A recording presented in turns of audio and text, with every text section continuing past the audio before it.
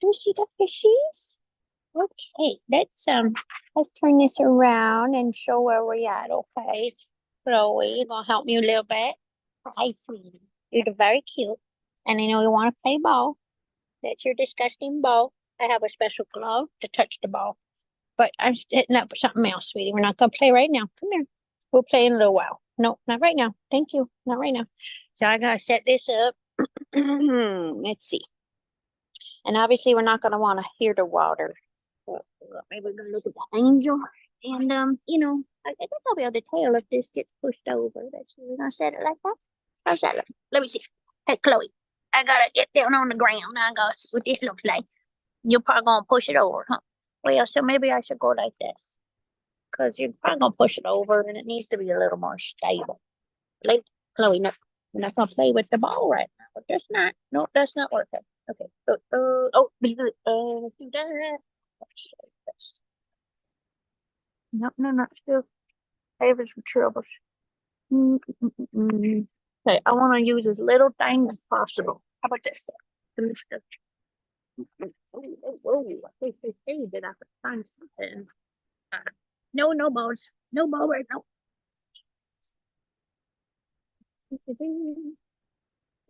No. Shit. You move? Oh my God, you move? Oh, sweet. Okay.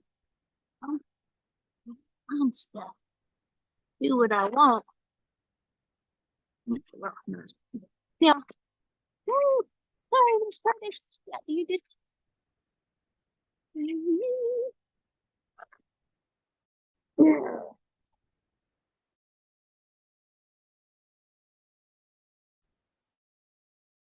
I poured all this time and energy to do all these things, and people have a realistic view of what really happens when you're trying to record and do stuff. Okay, I like the angel. There is a fish pond over here. Maybe another time I'll do a video of the fish pond. They're real cute, real pretty. Sounds real nice. Okay, now we're gonna do this. I also don't think Chloe's gonna push this over so easy. There. Okay, mute. Oh, gotta go get the battery now.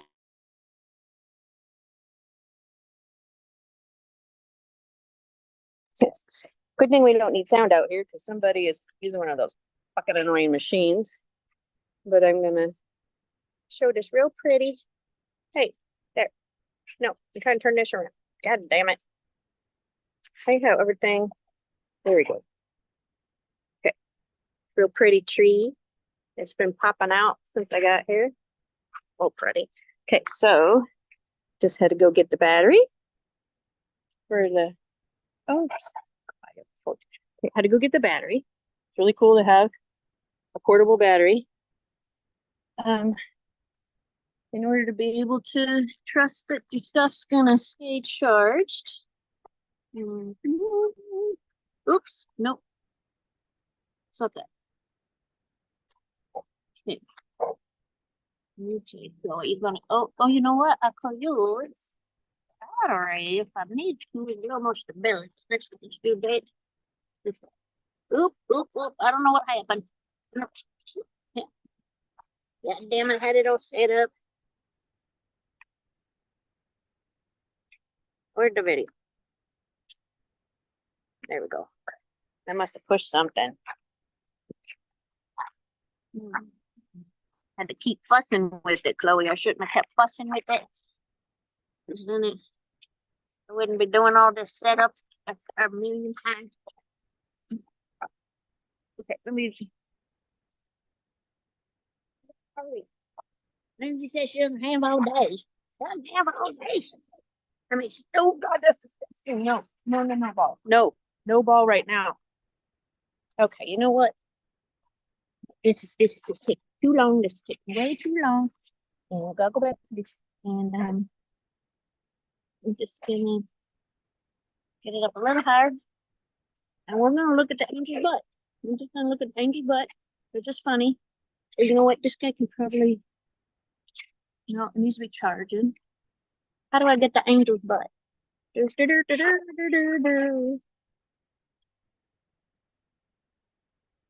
Okay, and then I'm gonna put this up here so that we keep getting the angel's booty, because that's funny. I'm pretty sure Chloe's not gonna push my phone in here. Okay, but even if she did, I've got insurance on it because it's a valuable asset. Okay, all right, Chloe, gotta go do the inside stuff now.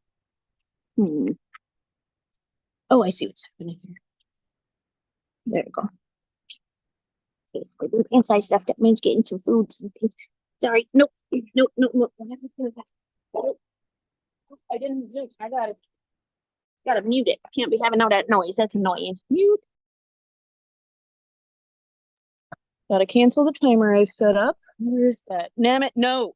No ball. I'm sorry, I just yelled right at the phone. No. We're done with that. No. Break. Okay. Timers are great. Unless you forget them. You may go off at a bad time. Okay. No.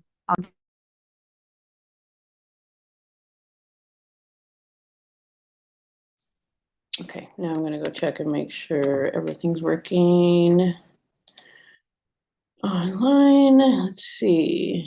Shouldn't I be seeing this? Oh, I made it public. So I should be able to, okay, here we go.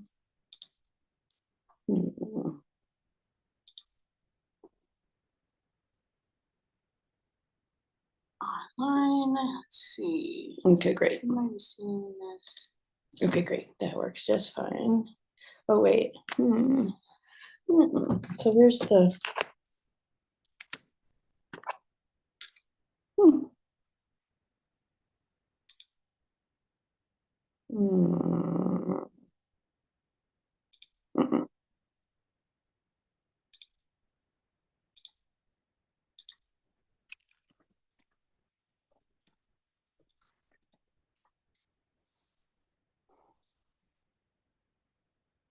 Okay, so now I'm going to check. Well, I don't know why I'm not seeing the angel's butt, but I don't know. When Lyndsay joins, we'll see also what things look like. So I gotta heat up my food.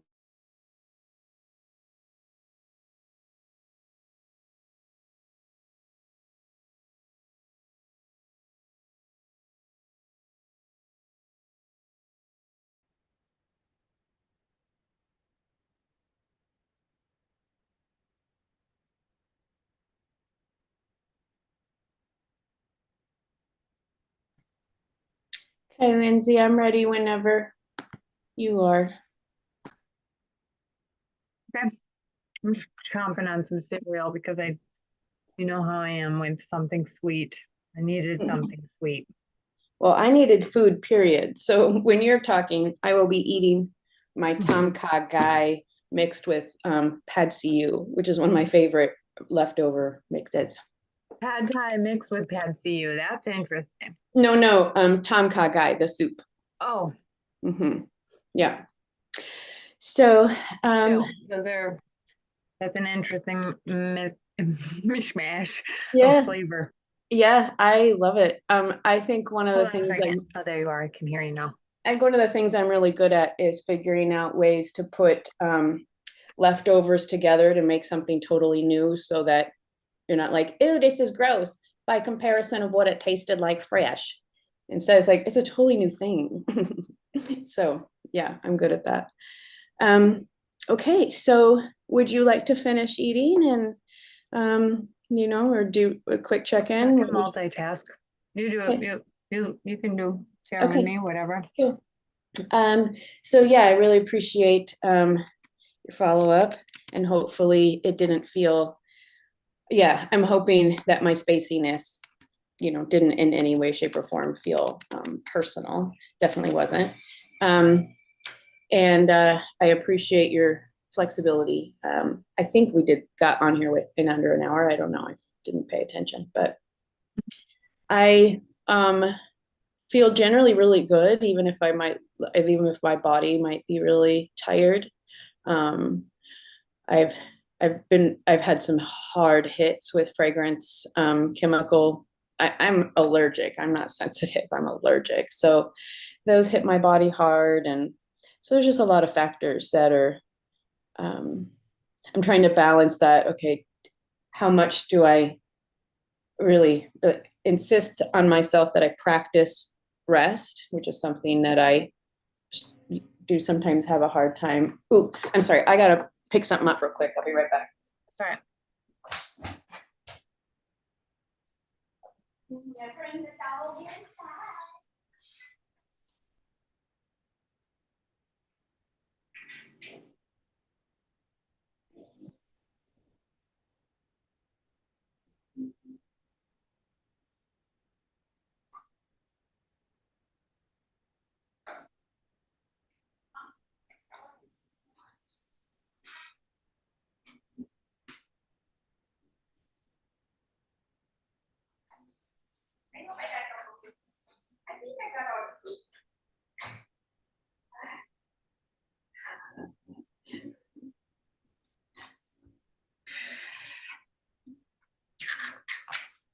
Sorry about that. I have to.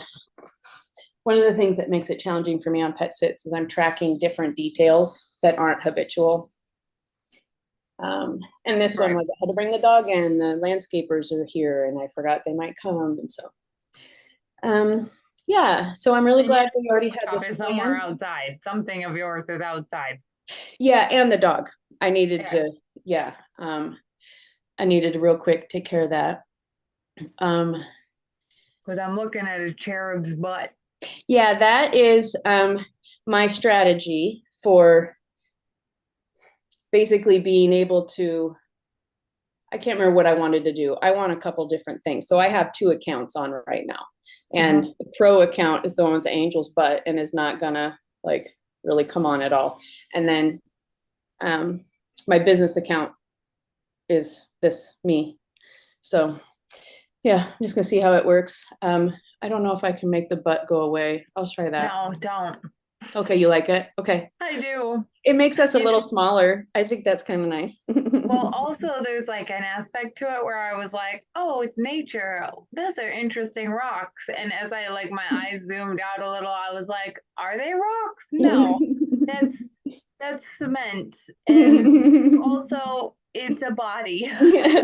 That's one of my favorite games is to take images, to capture images of things that are really pretty typical or mundane or whatever, but people are like, what the hell is that? And sometimes we'll be able to tell it all. I also thought that it was maybe like a like, you know, when you turn off your camera, I thought it was like a picture that you had chosen for when your camera's off. And I was like, interesting that she put her like some kind of electronic device in that picture. And then I realized it was just moving just enough that I'm like, oh, we're outdoors. We're outdoors now. I love it. It's almost like a little and it's all about like what's the quickest possible thing I can do. B- doesn't matter that the image is not whatever. I mean, I actually like that it's obvious I've got something going on there. So yeah, that's one of my things is what's the least amount of equipment or resources that I need in order to be able to create like the kind of videos or pictures or whatever that I want.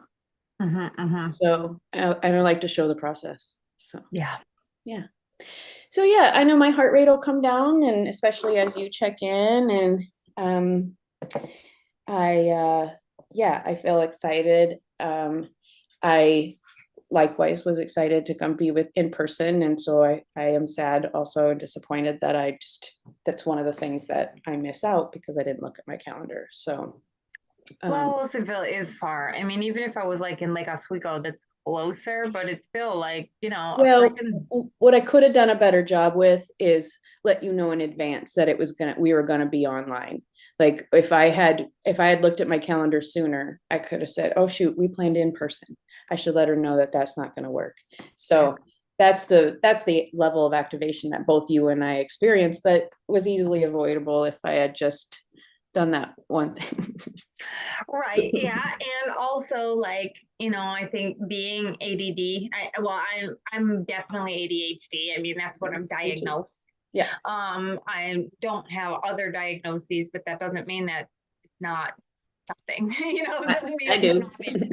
but being ADHD, it's like there's a certain level of like my own shit surprises me often enough that I have to adjust to it, that when someone else's shit surprises me that I have in a way that I have to adjust to, I'm like, that's life, right? That's Yeah. And that's really how I feel. And like, one of the things that I've done well is I have surrounded myself with people who feel similarly, because we all need a little bit of grace. And if we're really listening to our bodies instead of a timetable, which is arbitrary, and, I think a lot more things get done and a lot more fun is had. And yeah, so I'm no longer surrounded by people who expect things to happen at certain times and on certain time frames.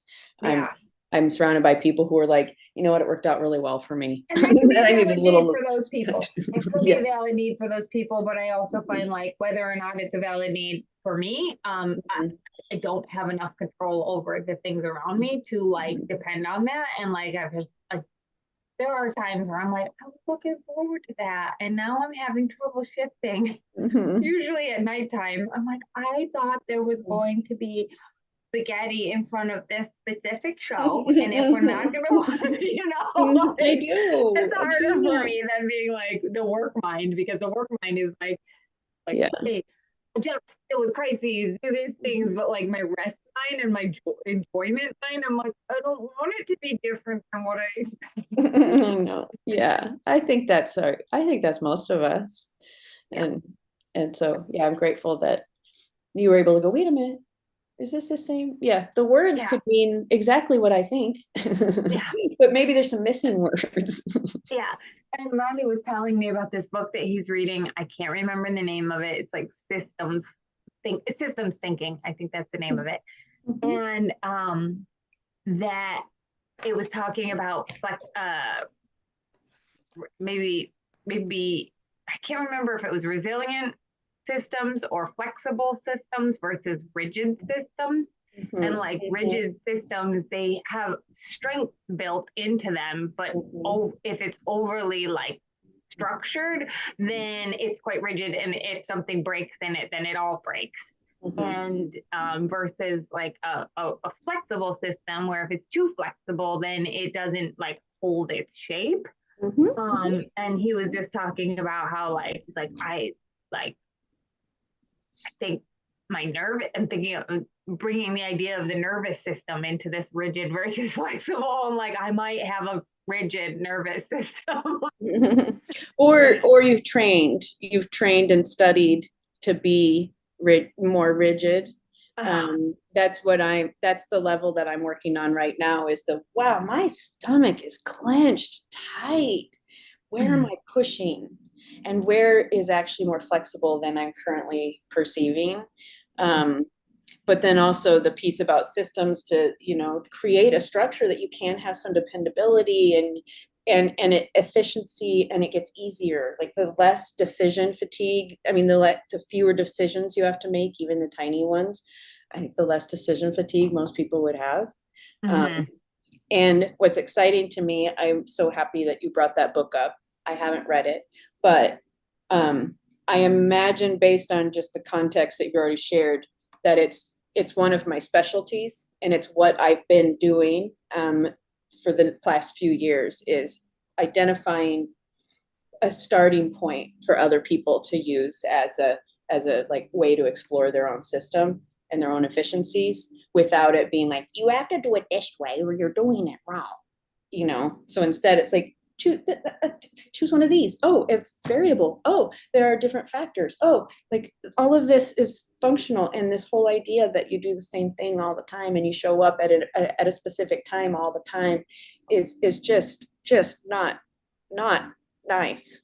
And yeah, your nervous system needs to trust you and trust others. And we all needed more flexibility than we grew up with. And so how nice is it to be like, I can trust my friend to be like, I'm bummed, I was looking forward to it and I get it. Instead of, I'm bummed, I was looking forward to it and I'm so mad at you and I'm going to stay mad at you and I don't know if I'll make plans with you again. Like, oh yeah, that feels like a threatening situation. Yeah, how many times, I don't know, but I've felt that a lot of times. I've had that message instead of, I'm bummed and I get it, so that's what I feel, I received from you. So I really appreciate it. And yeah, I'm the first to say, please don't apologize. Don't apologize for your timeline.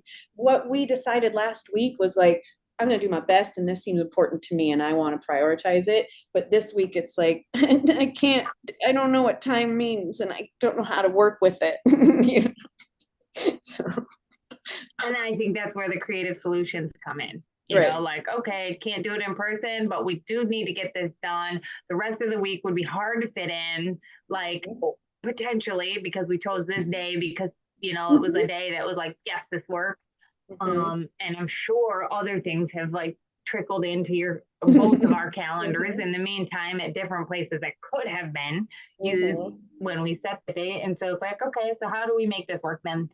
This. We'll do this. And so I'm open to the Zoom and I do a lot on Zoom. So I'm like, all right, cool. Another Zoom thing. It's not the end of the world. It's like, it's not the same kind of sweetness of being like, being an entrepreneur, I don't know about like, I could say my own journey has been very isolating in some ways. And really amazingly collaborative in other ways. But the isolating is like in person, like I'm having these, Zoom calls quite a lot, but like my experience of Zoom is that it's amazingly connective and like actually like super valid way of getting excited together. But there's something like different when there's a tangible like presence.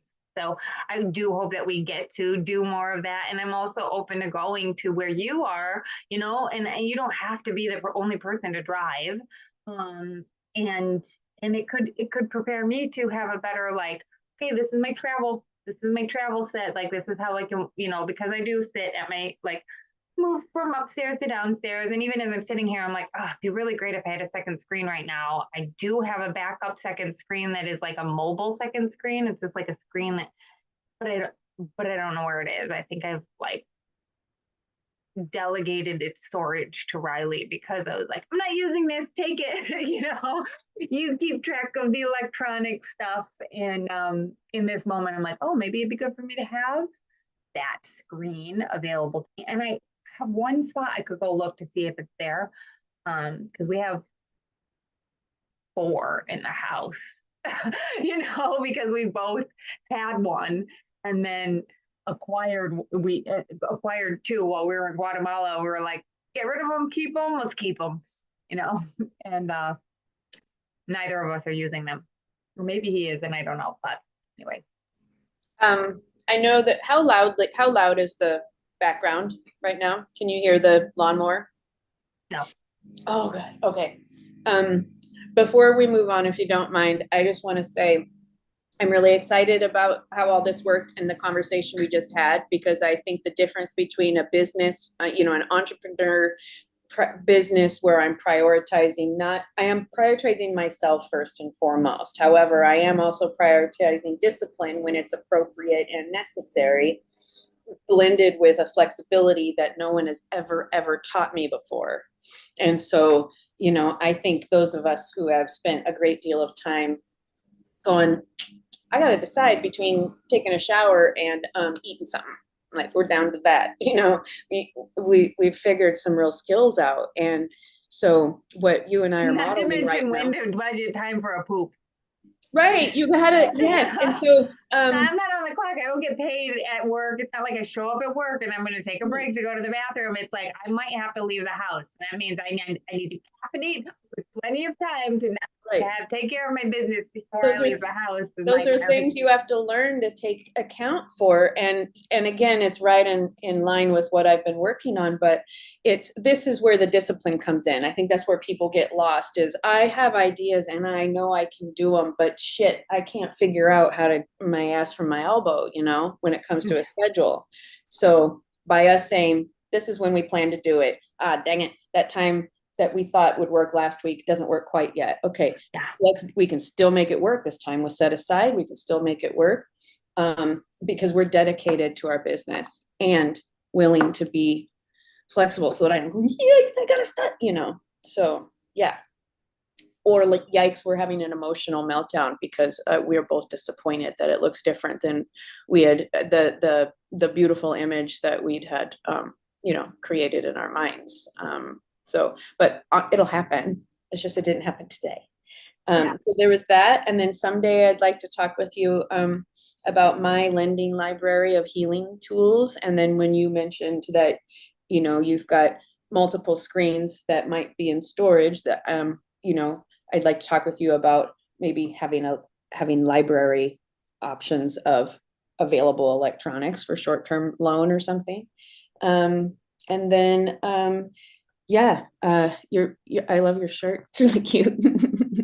You look really cute today, and I'm glad we're gonna do this. And yeah, what is there anything else you'd like me to know about you before we jump into business?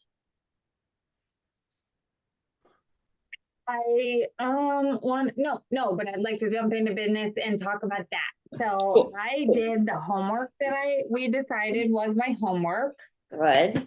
I'm excited to hear your report. But I'll tell you, there's other things that came up that I was like, I could do this before next time, and I chose not to because it was like, no, I did the homework that is required, and I'll do it when we have time for working time instead of doing it ahead of time. And so then when we pushed back working time, I was like, oh, should I have done that other stuff to prepare? But I'm like, even if, like you said, we might not finish it last time, and I'm open, like I go, okay, maybe we won't finish it today. I think we'll have more structured homework though. And so based on what you just said, do you have an idea of like, maybe what are the top couple things that you're like, I really want to make sure we talk about this, and there's other stuff based on this answer, you know what I mean? So there's not so much that it's like, oh, I really want to make sure we talk about this, but it's like, oh, I want to go through my 2023 calendar and count the number of days where I had like on my calendar work meetings, and like just have that number so that I can think about the per diem for that. And I think that would be easier for me than thinking, what days did I not work last year? Because not working, there were so many fewer days that I was not working. But I don't have all of them on a calendar. So it's almost like, okay, count what I can, check the per diem, and if that's enough days to like like offset what I owe, right? Because I made so little, then I'm like, why would I go the other route and like count the opposite number of days? So, and also what you're going to hopefully discover is, and I'm so excited that you shifted the like the kind of the purpose behind what you're doing, because when you're done counting up the number of days that you actually had business activities, I really hope that you're going to look at it and go, holy shit, there are like a lot of it. So it becomes less about the hours spent, like, you know, at a job, 40 hours a week or whatever. And it becomes more about the consistent action that you've taken at whatever level you had available to yourself at that time,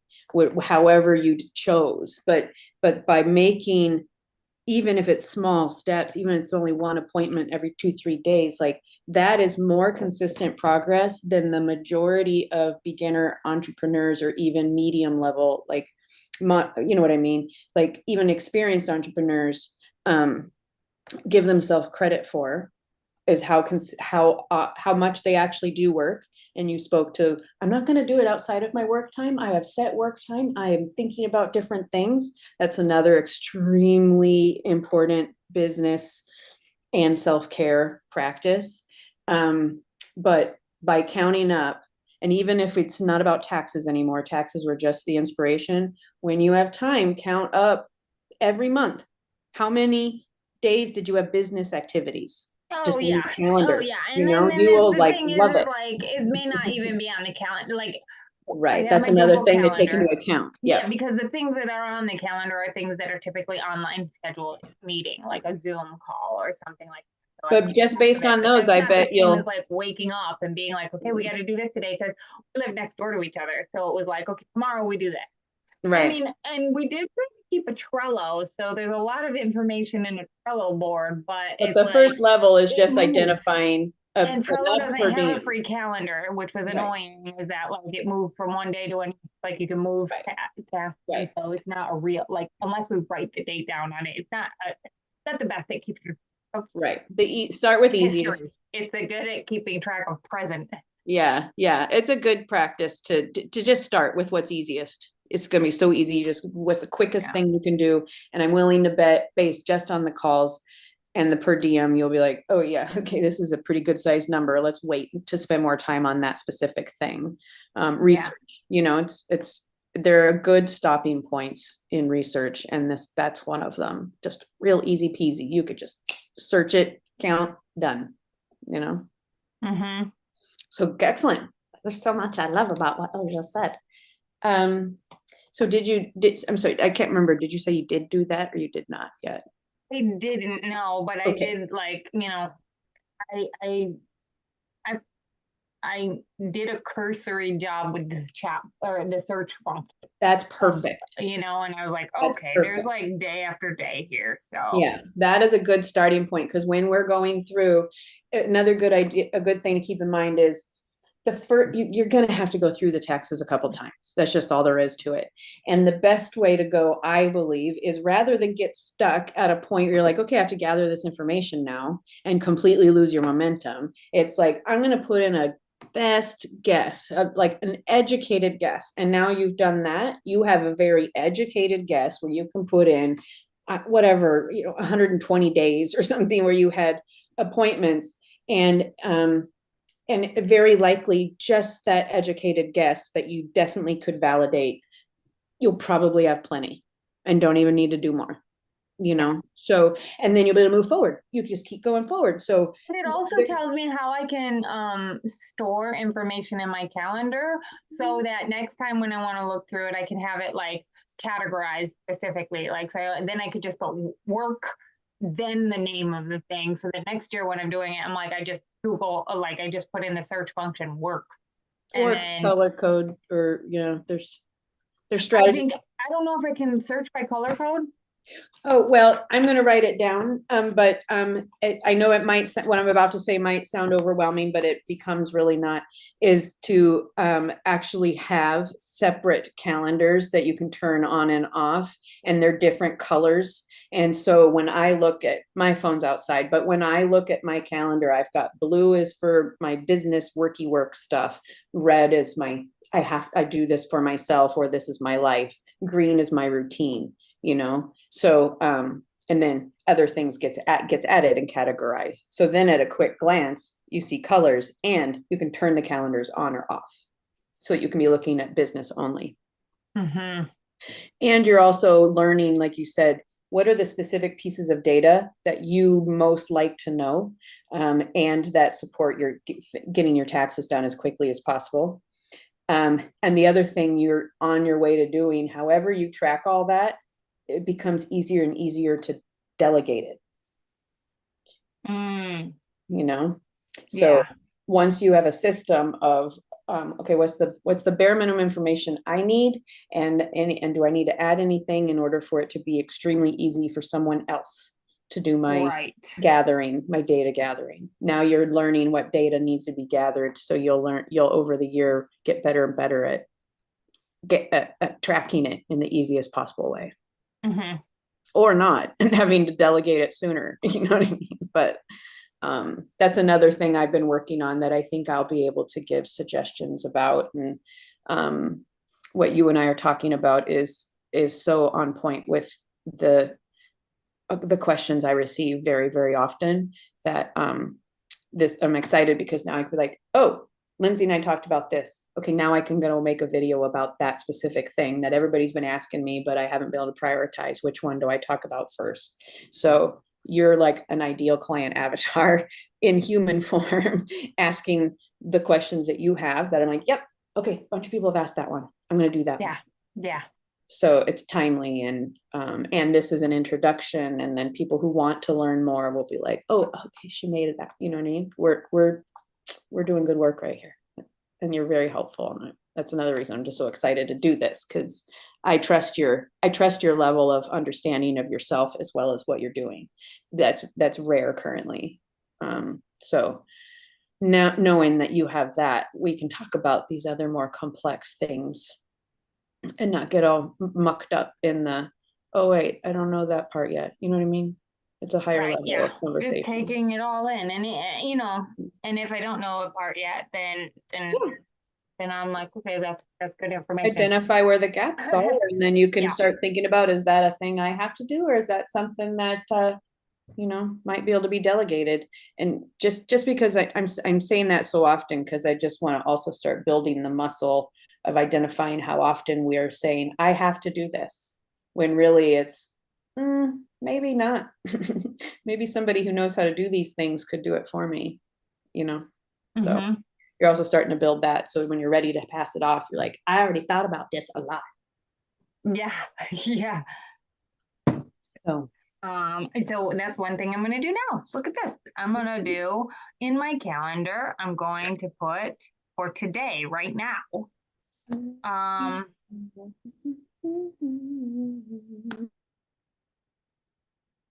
I have all these calls I had today, and I'm going to edit them and put dash work and their title. That one I can't because somebody else put it on my calendar. You know, it was like I can't. That's another reason it works nicely to have separate calendars, is when someone else is putting it on your calendar, you give them that, you know, that email address or whatever, and it sends the invitation to that. So it's automatically color coded the way you want it. Right. On my phone, all my calendars are synced up. So I see all of my calendars on one. I do have 3 different calendars. Great. You're already doing it. But now they're not that great. They're not that well organized. Why they're now you're starting. Yeah. You start somewhere, and here's past Lyndsay is like, hey, I have a good idea. I'm going to go ahead and try it. And now Lindsay's like, sweet. All right. Actually, the thing Heather just said to do, I've already started. But it needs a new iteration that is more organized. But you're not starting at ground zero, you know, without having never thought about it. And so now you'll be able to probably implement it really quickly rather than having to figure it out, you know? So yay, that's awesome. Thank you, past Lyndsay. Thank you, current Lyndsay, for figuring out what you need and hearing a strategy, you know? So let me know when you're ready to move on to whatever was next top for you. I'm ready to move on. Okay, what's that? What do you want to do now? What's the next thing that you wanted to? Thing would be bring up tax stuff. Great. Actually, give me a moment. What I would like to do is go pee and then see if I have that second monitor. Okay, and that's good. We should set timers so that we take breaks every so often, just, you know, so that was great. Thank you. Like, you want 5 minutes? What's your break time? 5 minutes. I'd say 5 minutes. 5 minutes. Great. Thank you. I'm setting a timer so that I come back in that time too. Okay. Just had to do a battery check. Now I'm gonna set it back up. And maybe even set it up a little bit nicer so we get a little bit more of the, come on, go big, I can't see. Oh.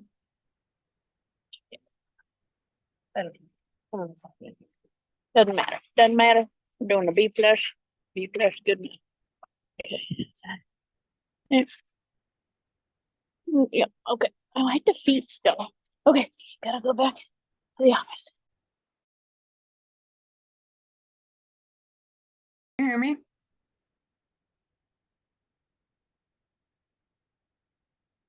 Can I hear you? Yeah, I was muted. I was just.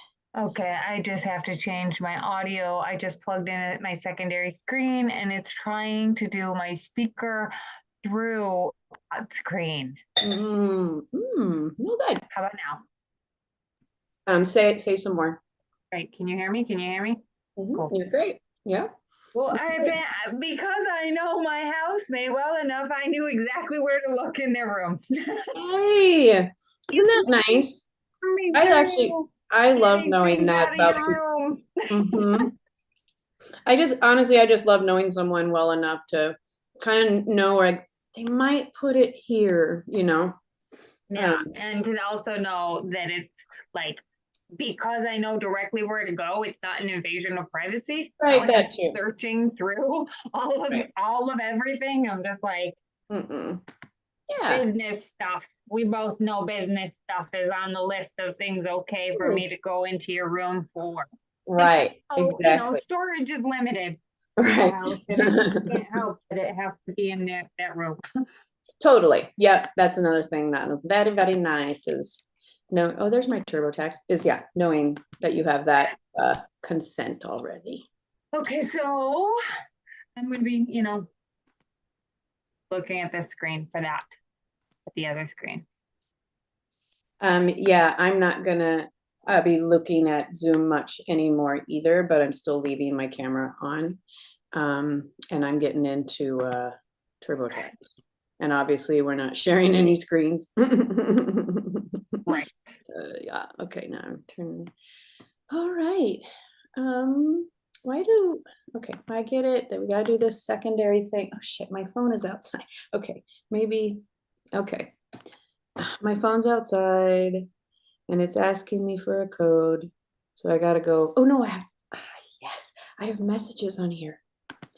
Okay. Come on, messages, update. Set up my second screen so that it's at the right orientation, which makes me feel like a professional. Yeah, good. I think it's funny actually. I have some really good videos that the orientation's totally wrong. Okay, how come my messages? TurboTax got it. Oh, it's not coming because it's not an iMessage. Oops. Okay, I have to go get my verification code outside. I'll be right back.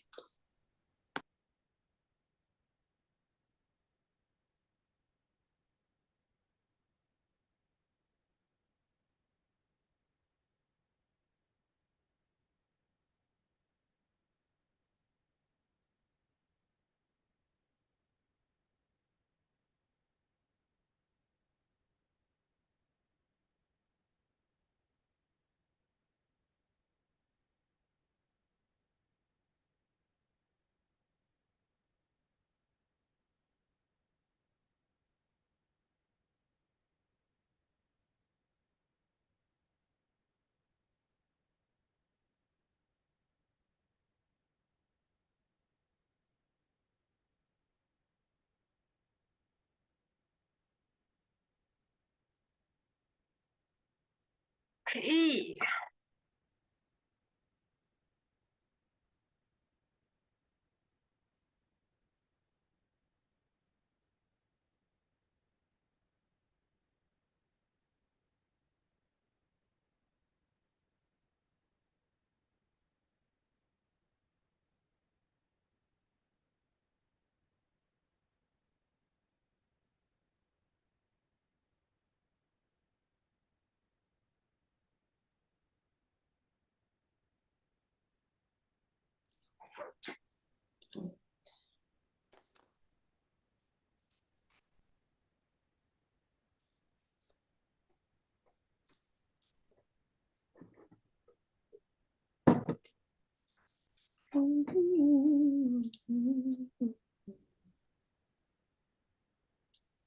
Okay, so I'm in on mine. Do you want to? I can't remember how far you got into yours. Income and expenses.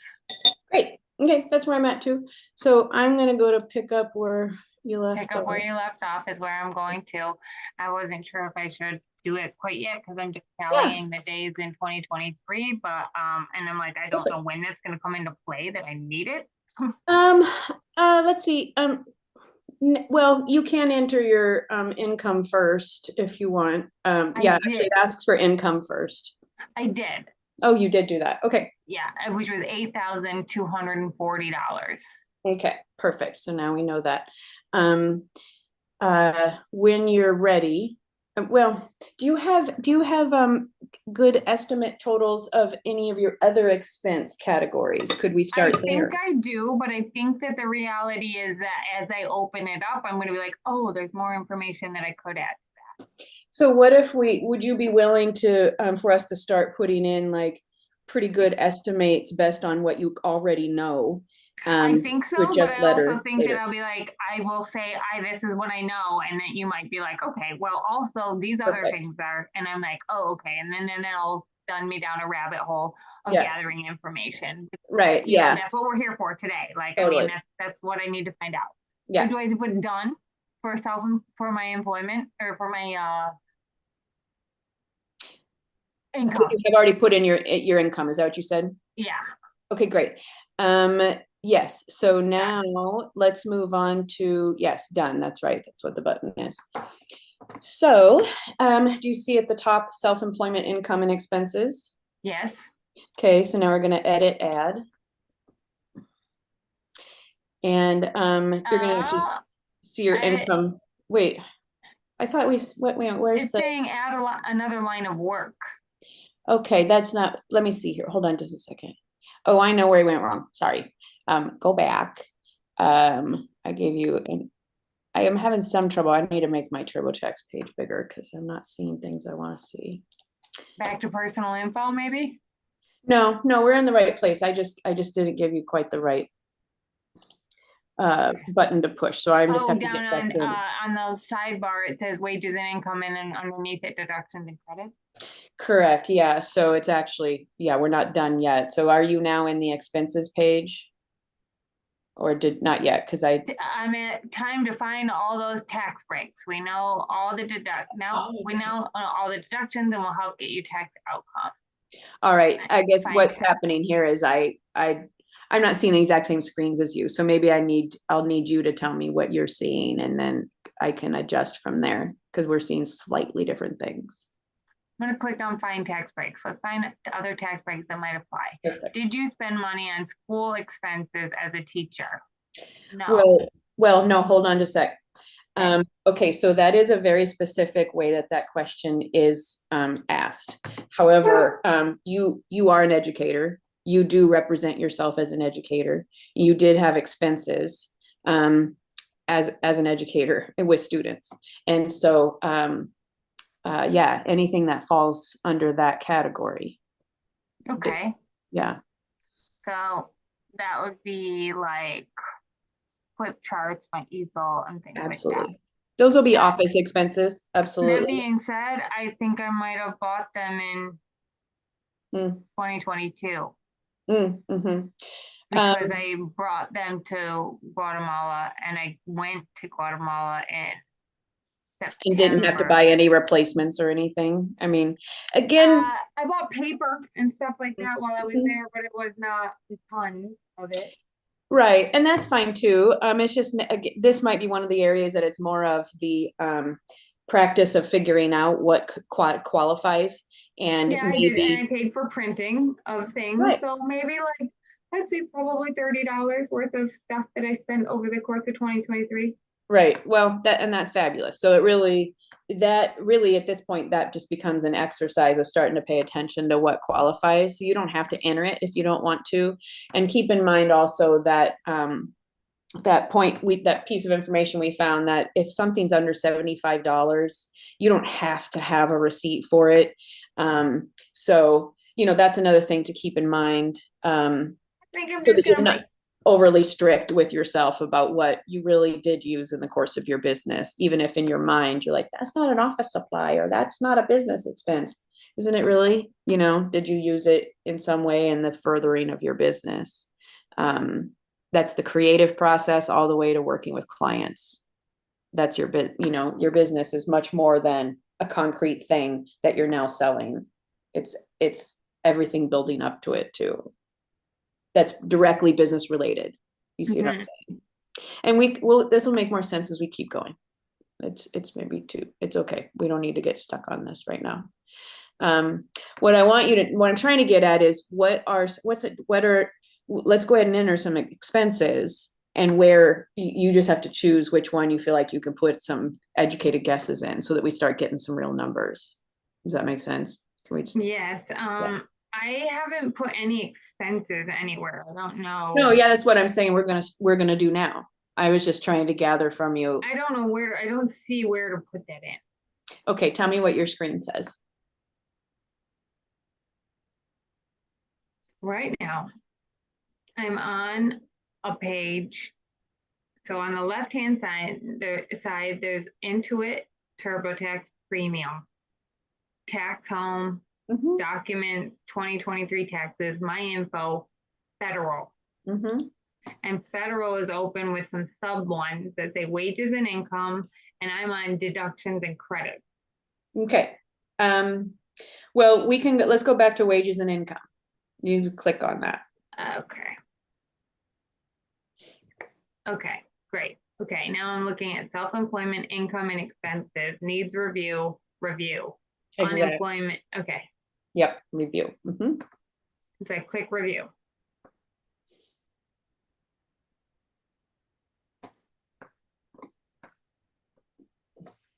Tell me when you see a page so I know where you're I at. click review and says your 2023 self-employment work or self-employed work summary.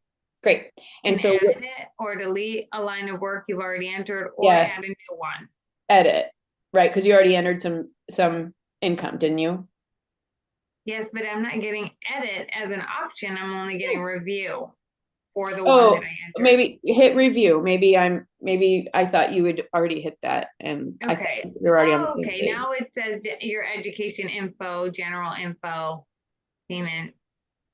I kind of want to change the name education to educator so that in case I ever, yeah. How do I do that? There should be an edit. Let's see. Mm-hmm. Work description, work industry. And so so you must have gone back to a different page or something. It's a work industry is where it is, and they had a drop down menu of that. Okay, so yeah, go ahead. It has to be in education. And okay. I can't put educator. Yeah, they're not always real flexible, but it's very broad definitions. Okay, great. Very broad, yeah. Okay, so let me know. Just keep telling me where you're at each page.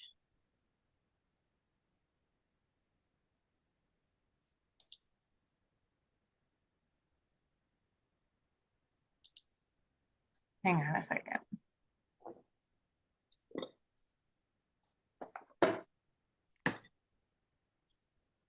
What about this?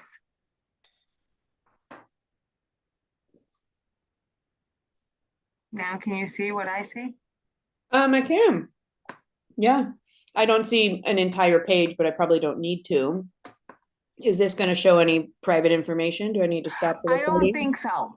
Okay. I don't think so. Okay. Okay. All right, cool. It says my name. Okay. Yeah, I mean, it's not hard to figure out your name. Okay. So, yeah, this page isn't where we want to be.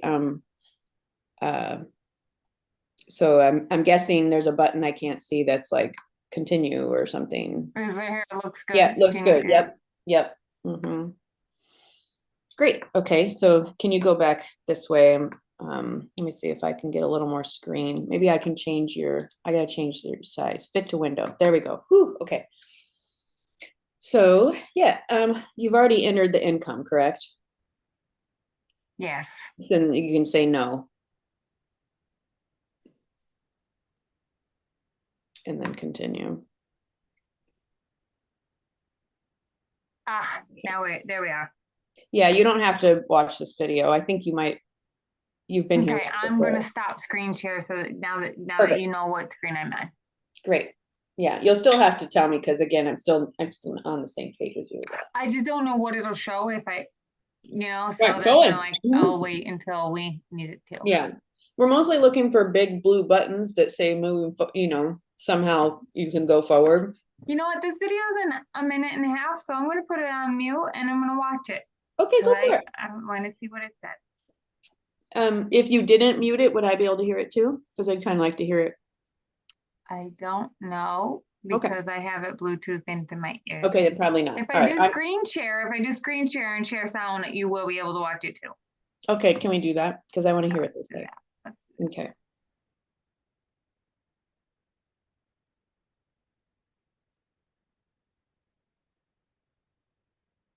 Oh, come on, stop it. Zoom. Share sound. There we go. Now that you've finished entering your self-employed income, it's time to enter your expenses. This is where the benefits of being self-employed come in. Expenses reduce your taxable income. The cost of things like your cell phone bill or rent are fully deductible this year. Any assets like equipment and computers will be deducted over many years as they depreciate. But all of these expenses will reduce your taxable income. TurboTax gives you the option to import your transactions by connecting directly to your bank and credit cards to find eligible expenses. Link to your account and sign in, and TurboTax will take care of the rest. Once your transactions are downloaded, you'll be able to review and categorize them before they're added to your tax return to ensure you get all the potential deductions you can. If you'd rather enter your transactions manually, gather your receipts, invoices, or bank statements and choose Type in My Expenses.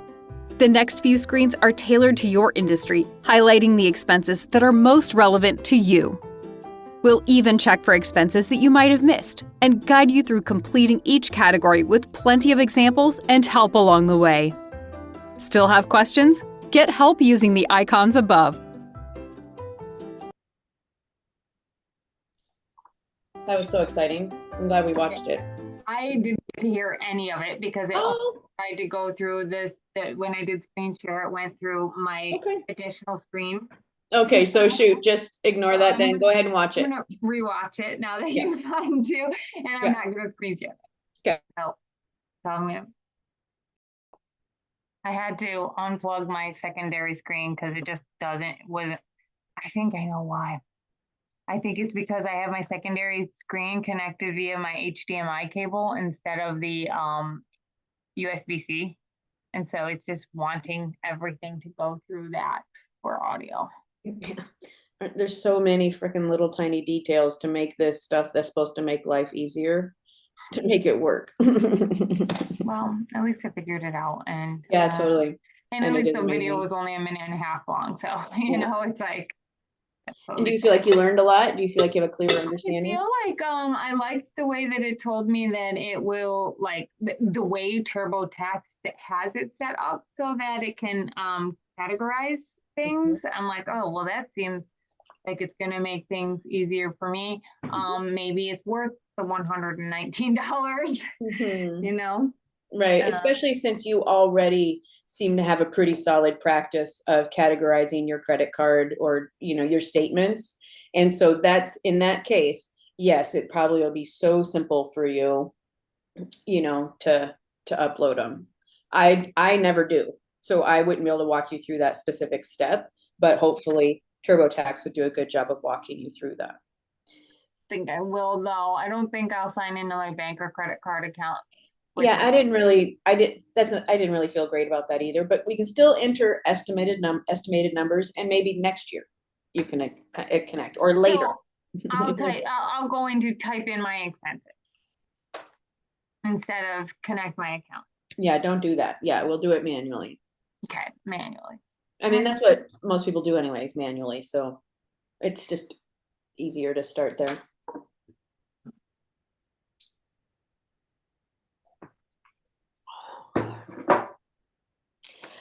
Hopefully the damn noisemaker's gone. Why did you choose to add your expenses yourself instead of importing? Select all that apply. I've already calculated my expenses. I keep track of my expenses year round. I'm confident I can find all my expenses myself. I think that's what I'm going to do. Mm-hmm. I think I said, I don't want to connect my bank. I'm going to connect all of them. Oh, actually, I just pressed skip, actually. That's fine too. No, it's fine. Okay. Yeah. Tell me what you're looking at. Let's get all these again. We found 9 expense categories based on your education, work, and profile. Here's what we'll do next. So it might be that I can add one too. Yeah, so just, yeah, you don't, for now, just go ahead and answer the questions. You don't have to read them out loud if you don't want, because I think you'll be able to go through that. And just pick the just ones get that seem to started. make the most sense. Hmm? So then I'm just going to click get started. Yep, get started. Okay, assets. Don't worry about assets. That's really pretty big stuff. It's unlikely you have anything. Well, I don't, well, someday maybe we talk about it more clearly. I don't know how much you invested in the sound special thing that you have, and that doesn't need to be a rabbit hole, but when it's a larger investment, then we might want to talk about assets. But I'm guessing at this point, at least, especially for the practice of just moving forward, we can skip that because it's going to be kind of a small point that maybe. And that's not related to my education stuff. Okay. Well, you are a your business is not just one thing, right? You do lots of things for your business. So it all goes together. And like I've been saying, really start looking at the tools that you've purchased for yourself and the things, and decide what can I do reviews on, and potentially create a small income stream on that. So you know it was $8,000. Okay, see, that's a pretty significant investment. And so but it wasn't last year. It wasn't in 2023 though. Well, so. let's set that one aside because it's really a little bit of a rabbit hole, and we can come back to that a little bit later because it's good education, but it's not necessary right now. Okay. And let's just move forward to the kind of more typical stuff. Okay, home office related. Yeah. Okay. Let's say home office is utilities, mortgage, rent, insurance, other home office expenses. I'd say that's a yes. I had expenses. Yeah, that's where you're going to put your all the little things that you did buy, for it. I can't remember and if the square footage Zoom of is my under office there. and things like that. What was that? And the square footage of my office. Yeah. And things like Yeah. that. So yeah, there'll just be a whole bunch of questions you're going to answer and things you're going to choose now, and let me know when you have a question.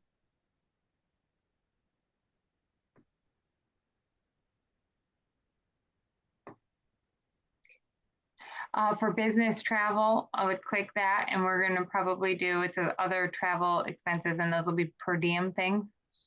I'm pretty sure that's where that is. Yeah, I'm gonna do a little bit of moving around, but yeah, that's probably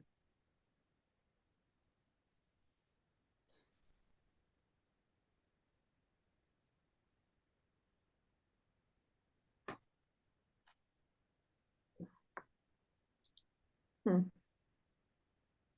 There's two separate ones for there's one for home office expenses and the other one for office expenses. So I'm pretty sure home office is probably gonna be your square footage and that sort of thing. And then the office, I can't remember what the other word you said, but it gave me the image of office supplies.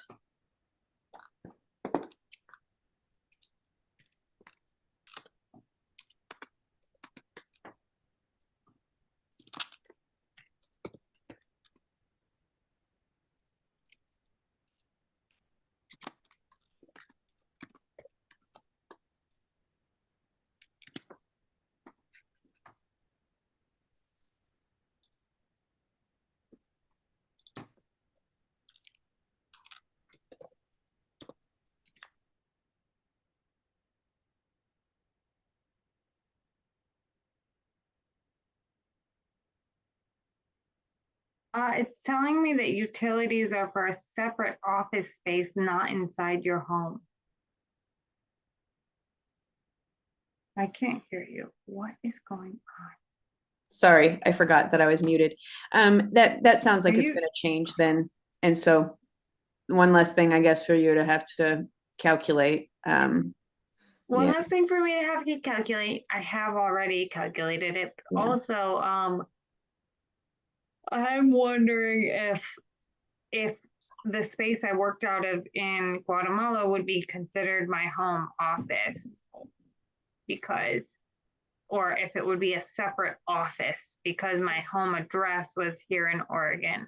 Oh, I gotcha. And I worked out of that space while I was traveling for work. Well, then actually the way you're clarifying what was really happening, I'm pretty sure you could say that the whole place was your office. Right. The home, like it was an office space where I worked out of, and Right. I combined my office and my accommodations for less money, Right. you know, to spend less money. Right. But I did sleep in that office, if Right. you want to put it Well, that way. I think there's lots of examples of people sleeping in their office. You know I what I mean, mean? especially when travel's involved. Totally. Yeah. So, yeah, I think this is good for you to kind of talk through, because what I'm hoping you're seeing is, oh, okay, I do see the separation between my home and work and activities. And oh, I do see this travel trip as well. I did work and this space was my office. But yeah, I slept there. But you know, so I think it is one of those areas that we are using the system in a way that is extremely common and is really how most business people probably like tend to do it, unless they don't know that they can. So we're not doing anything shady. We're Right. just No, I know we're not using the doing anything system. shady. I just don't know Mhm. which, like, what criteria makes which ones what, you know? So it's just like, oh, okay, well, if, Well, you know, I your home lived office, there and that I slept there while I worked as no, well, I but think this, we, my home address was here in Oregon. right. So now we've identified that that whole space was your office. It's okay Okay. to use that. Yeah. Okay. Mhm. Did I make any major, now it's going into assets, some expenses I might want to take. Did I Yeah, make any major purchases for my work? Anything over $200, and nothing that I can think of. and you can always come back to it. You really Yeah. can always come back to it. Yeah.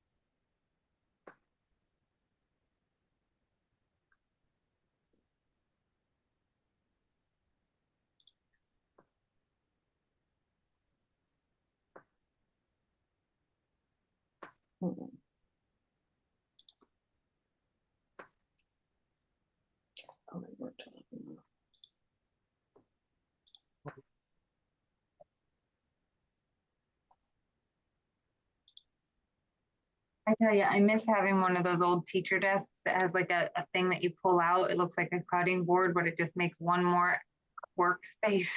Yeah, It's just a sweet little totally. desk like that. It's like, okay, this here. Mm-hmm. Good though. The time where I have wooden furniture.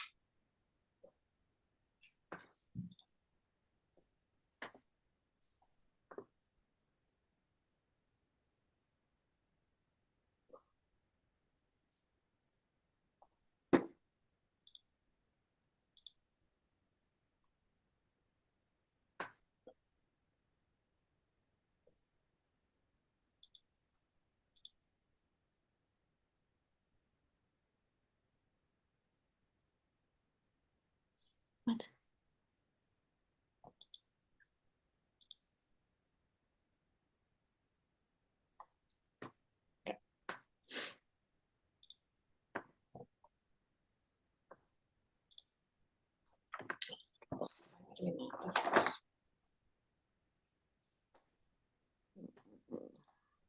That's miles. That's what it is.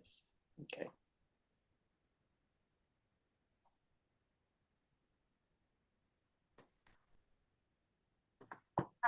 I'm just not going to use my vehicle. It says, did you use your vehicle for work? And it's just, you know, there's just so little that I've It's done. probably so little. Yeah. Yeah. It's not worth it. No, not worth it. Okay. I'm at expenses now, categories, home office, start. Great. I only had a home office. I know we said that we would count the Guatemala office as an office, not a home office. But I did in my home office here, September, October, November, December. Oh, okay. Well, so I'm going to say yes for those months. Mm-hmm.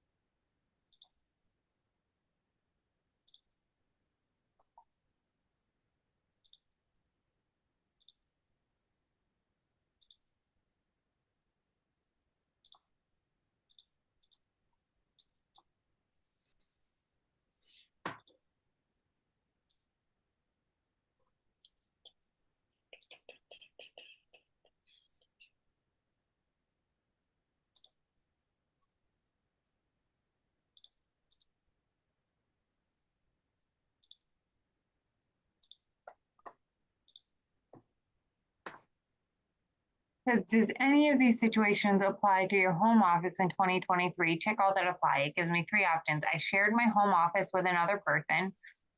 I mean, I had you over, but I wouldn't consider That doesn't count. No, that doesn't count. Yeah, no, it's like most I of the time. used this home office for my education work and another line of work, but I don't think I have used it for another line of work.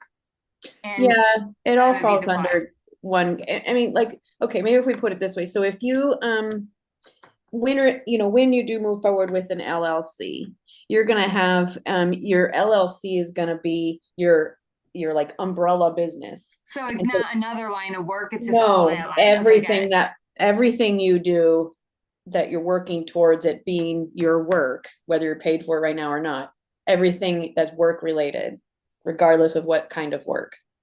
Does that make sense? Uh-huh.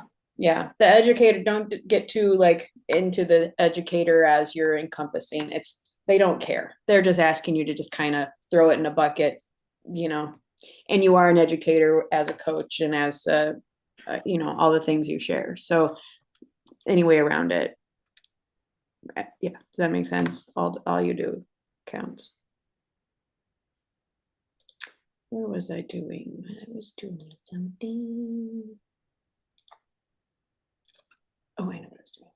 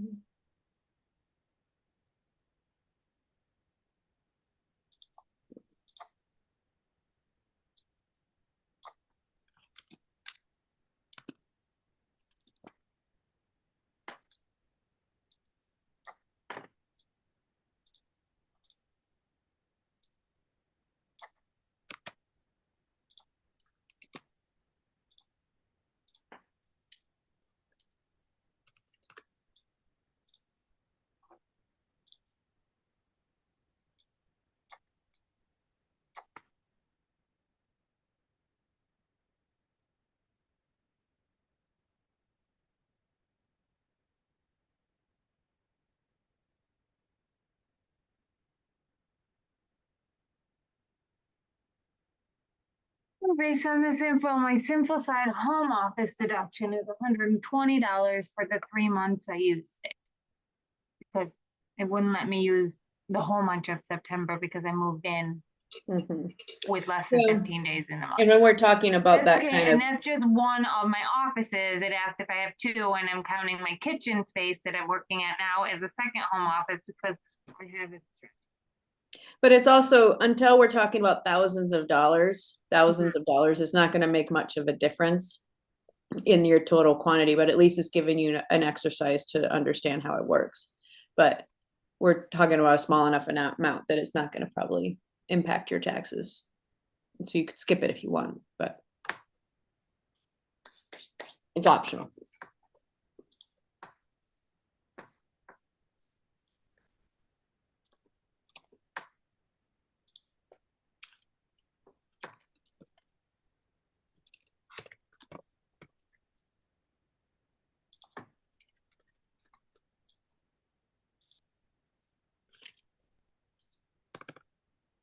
Okay, cool. Moving on to communications for cell phone service.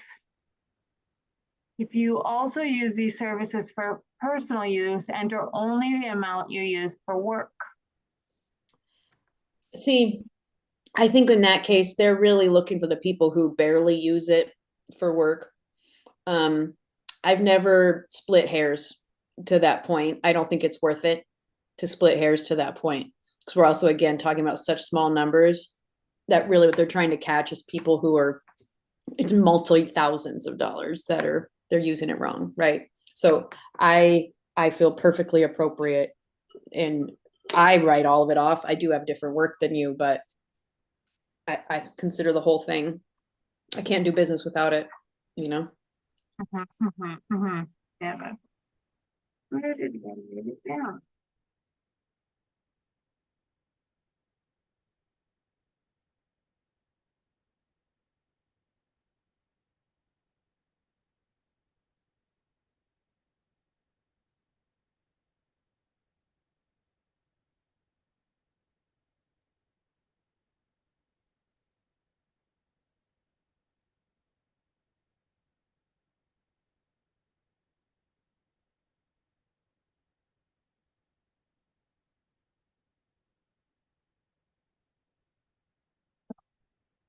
Credit card statement.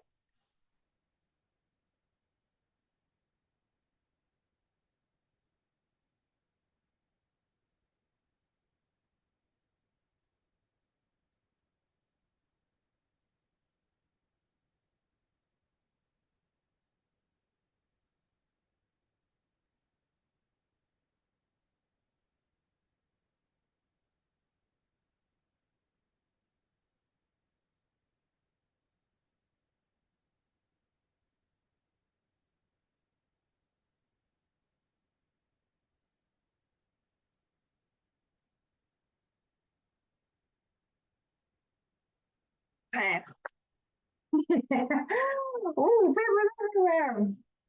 This is why people use a computer for their stuff, because then you can go between tabs. And my tabs are spread out over my desk and the chair next to me. I think the physical pieces are actually really helpful. I wish I had more paper to work with still. You do?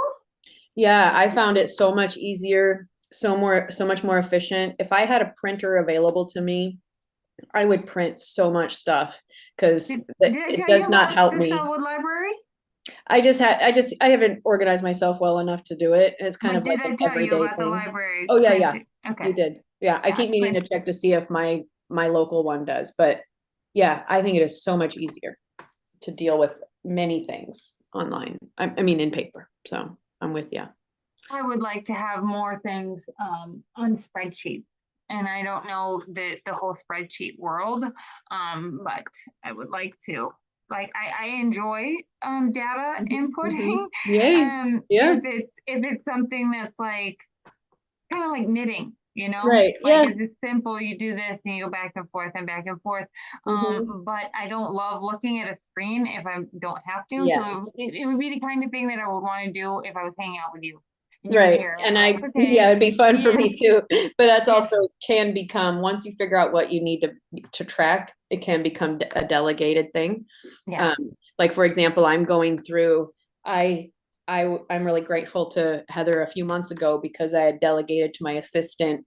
I said, here's all my invoices for this year. I want you to make a spreadsheet that shows how many days I was there, how much I charged, how many miles it is from my place to theirs. I'm not charging every day. I just need to know like what that's like. And I forgot I did that. And then I went back last week and was like, I have a spreadsheet. It's already got everything in it. And so that's something that finally this year I was able to delegate. And I am, so I think I'll be able to also like teach other people how to gather the data so that you can delegate the actual inputting if you don't want to do it. And simple spreadsheets are usually all you really need. You don't have to be able to do pivot tables. I got this credit card thing and this is helping me. Okay. So Teagues. My Teagues. Tigo is how we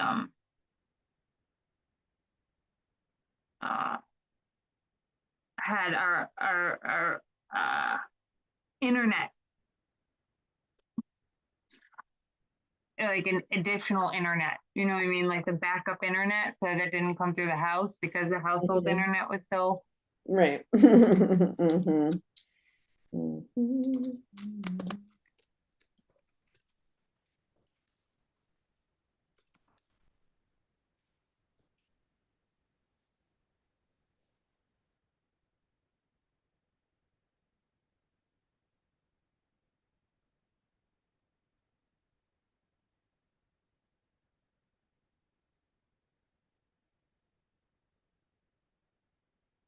$599.77 is what I spent on cell phone and internet coverage. It adds up, huh?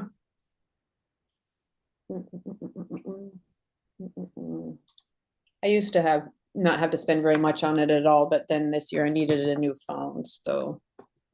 How much do you think is not very much on it at all? My Mint, when I had Mint service, my unlimited I had unlimited for $45 a month total, but I had a phone I already owned, and then now I'm paying $85 a month, but that includes a phone, includes paying for the phone. So I don't know. I think under $50 a month is really good. Not everybody can do that. Not everybody does that. Right. Mine is for my Fi, it's about $55 a month for unlimited, and I get 50 gigabytes. Yep. And I believe I can tether that without like a significant loss of speed. I'm not sure what you mean by tether. I don't know what that means. Hotspot, so that I can use my laptop out in the world. Oh, okay. Yeah, I haven't used that much. I want to practice that, but I haven't used it. Some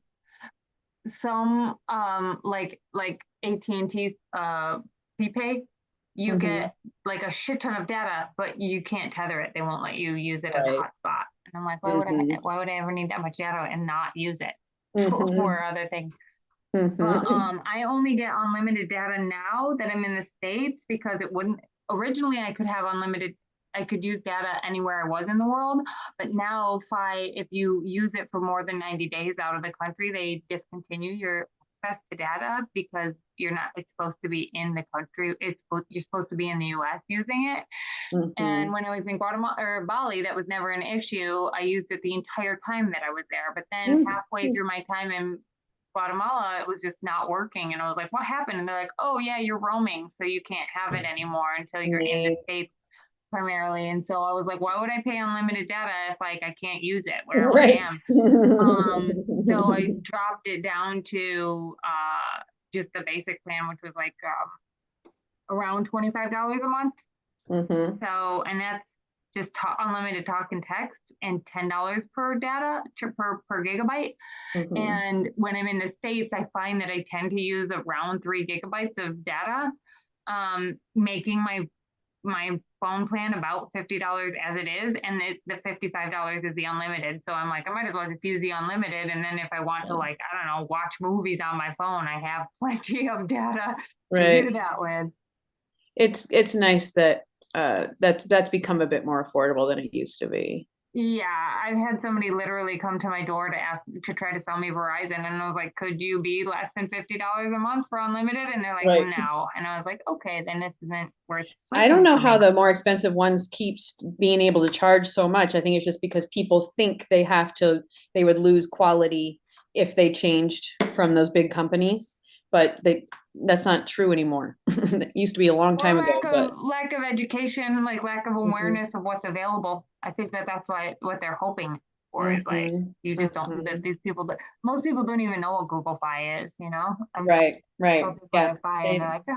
They make money because people don't take the time to check into it and cash, check for better prices and stuff.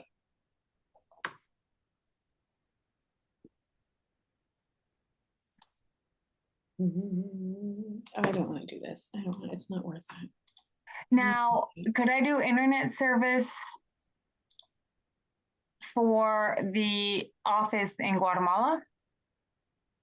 Yeah, why not? Yeah, why wouldn't you?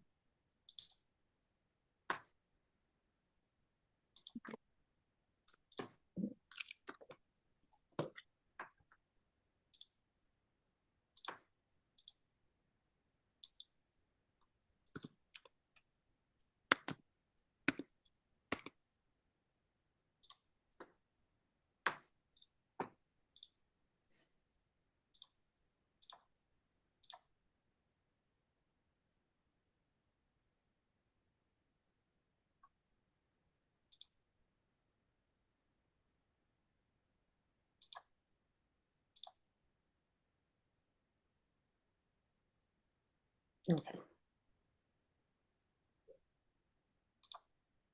What about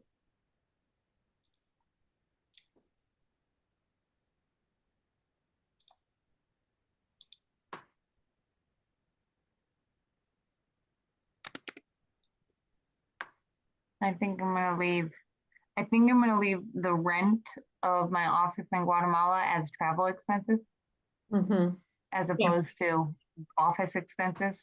Yeah, no, that makes perfect sense. That's a good choice. Yeah.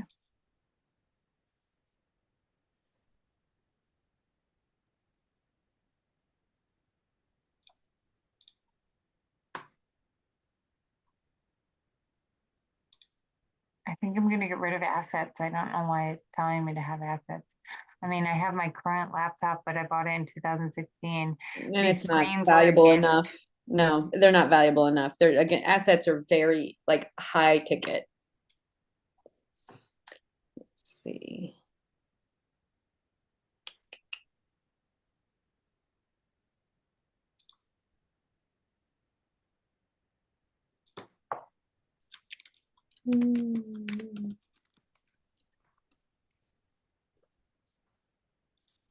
Ooh.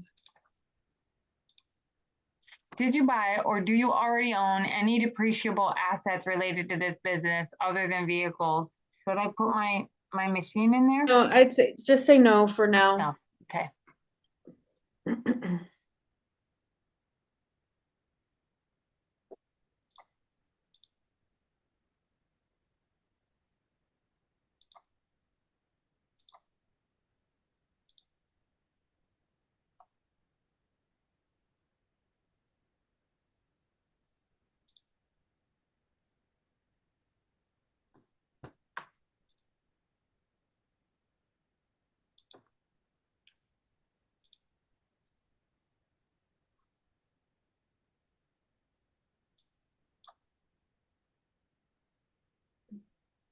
Okay.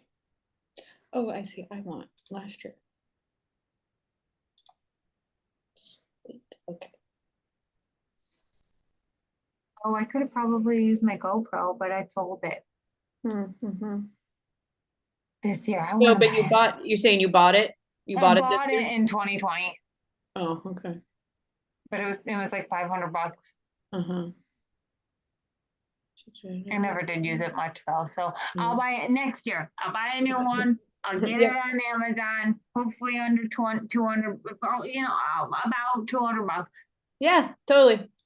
Yeah. Right now I'm And that will borrowing be two GoPros. and that'll be definitely all right off.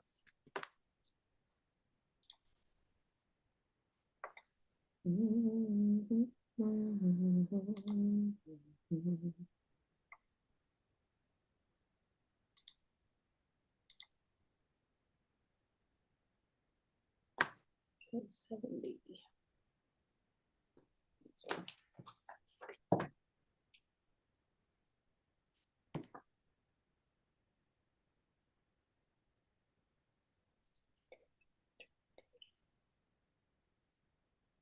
$350.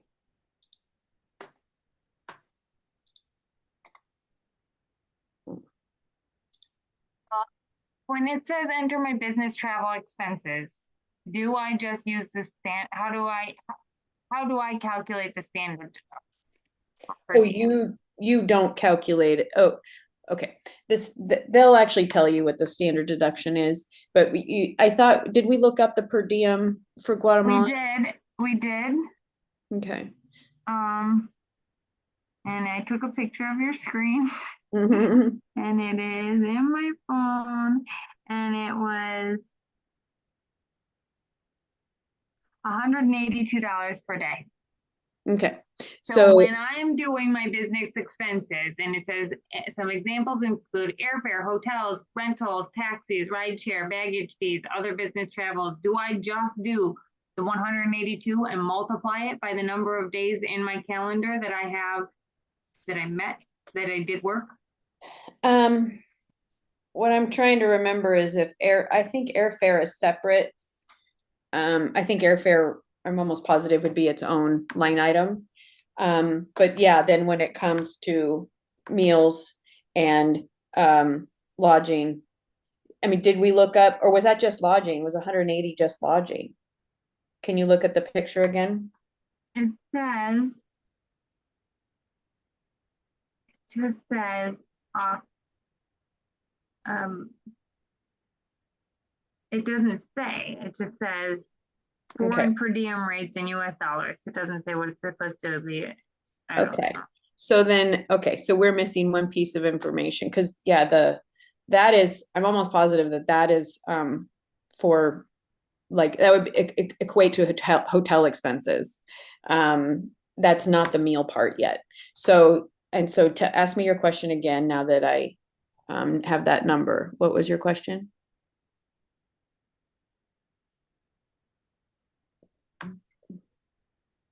It says enter your business travel expenses, and then it has a description and an amount. I'm trying to know what I'm supposed to go through and suss out in here, because Right. I have some Amazon, I have some Airbnb, I have some flight information, that includes extra bags that I had to pay for. Yeah. And then I also have I paid for drivers, but those drivers were in cash.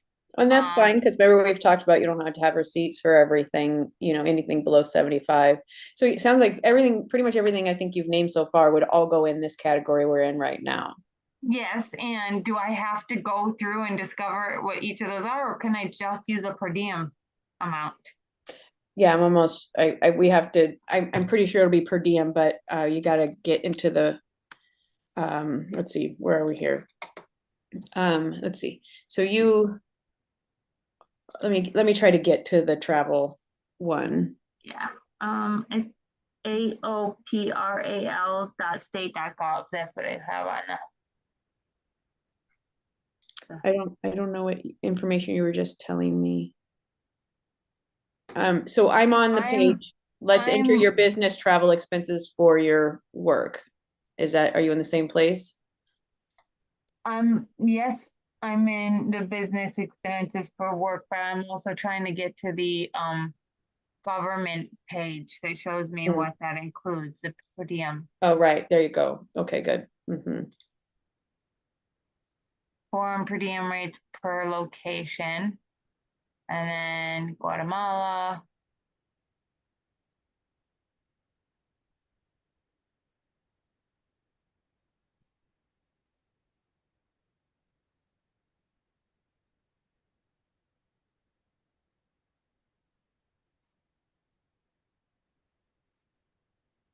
Maximum. Oh, okay. So there's a lodging rate that's 106, and then maximum per diem rate, which is 182. Wondering, and lodging, foreign transfer allowance, living quarters allowance, per diem. What is per diem? I want to see what per diem is supposed to include. Pretty sure it says MINE. Okay, so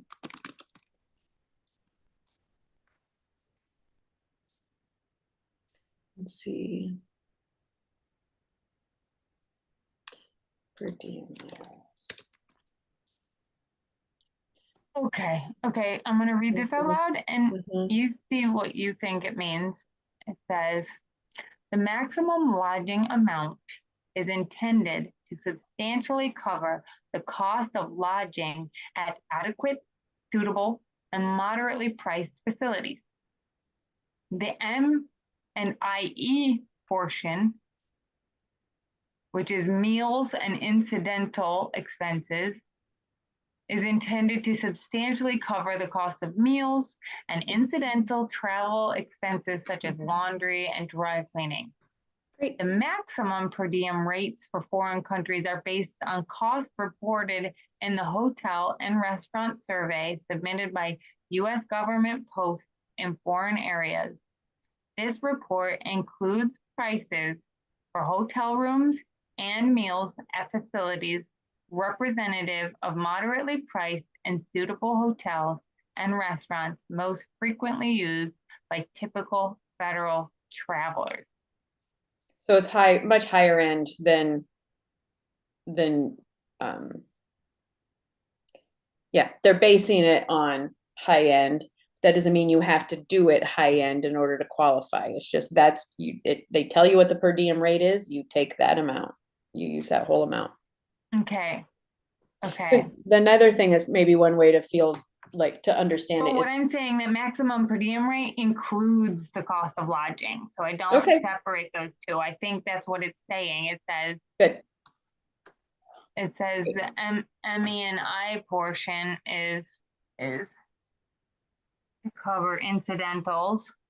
I'm just honestly sort of surprised that lodging and meals is 180, but it's fine. We don't need to get into the what's surprising to you that I thought it would be higher, but I'm not. I think it's because it's Guatemala.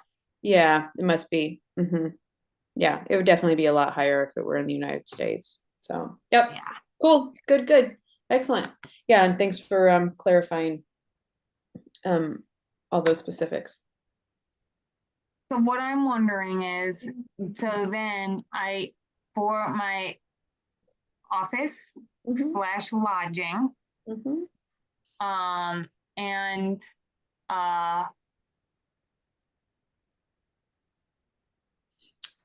travel, the travel, and those two are separate. Well, the business travel is going to be everything that you're considering business in Guatemala. Everything that's business in Guatemala goes under business travel.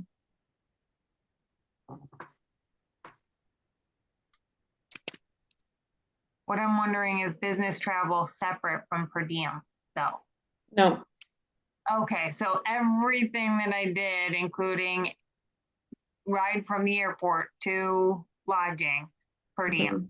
No, I don't have to separate that. Well, I don't remember in that. So when you read those descriptions, I didn't retain a lot. Did it have taxis and rideshare and that sort of stuff in that total when you were reading the detail? Total, it was a combination of lodging, meals, and incidental expenses such as laundry services. Right. So I that don't does know not that- include rideshare I or don't know drivers. that transportation is considered incidental. Nope. It's required, but separate. Yep, that's separate. That's its own line item. Okay, but the Airbnbs and stuff that I did, I would just lump that together Yep. with my other rent.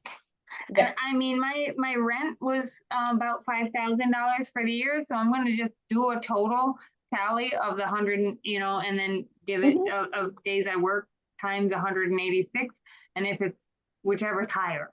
Yep. Yep. Sounds good. Thanks for that.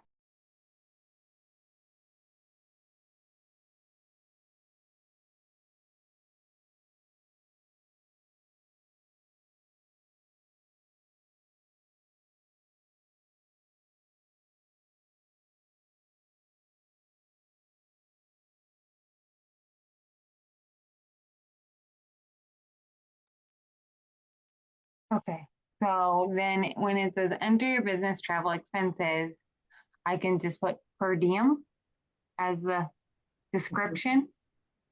If you want to, yeah, you can put per diem. You also could put, the details if you feel like it, whatever. Per diem's fine I though. could do per diem lodging and food, and then parentheses lodging and food.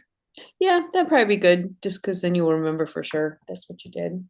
Okay, and then transportation is going to be a separate one. Yeah, that'd be airfare and cars and things. I just went through all of my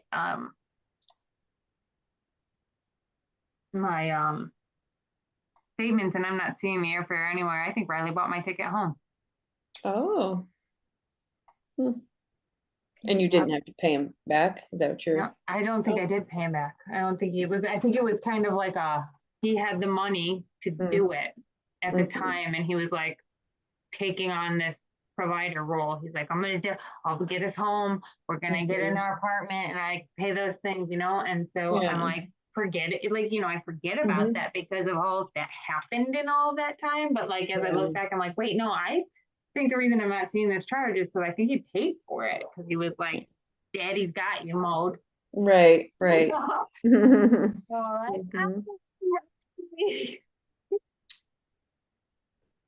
Let's see.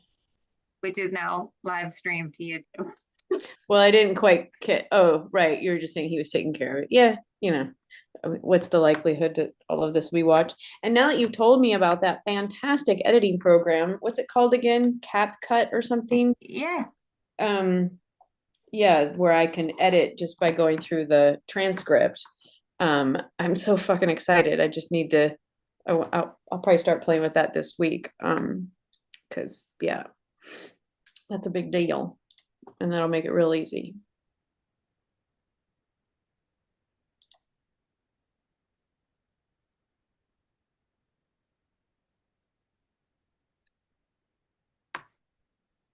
Want to more tallying. This is fun. Right. So it just goes pretty quick. I do want to take a break after this next task.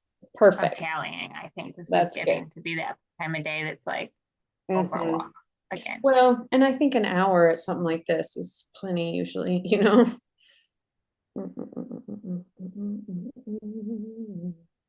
I'm tempted to be like, just push it to 4 and call 4 quitting time. No, my brain hurts. I mean, even if we just take a few minutes, like I just need to go put my feet in the ground. I mean, I guess I could take a break by myself, but okay, that's the way it is.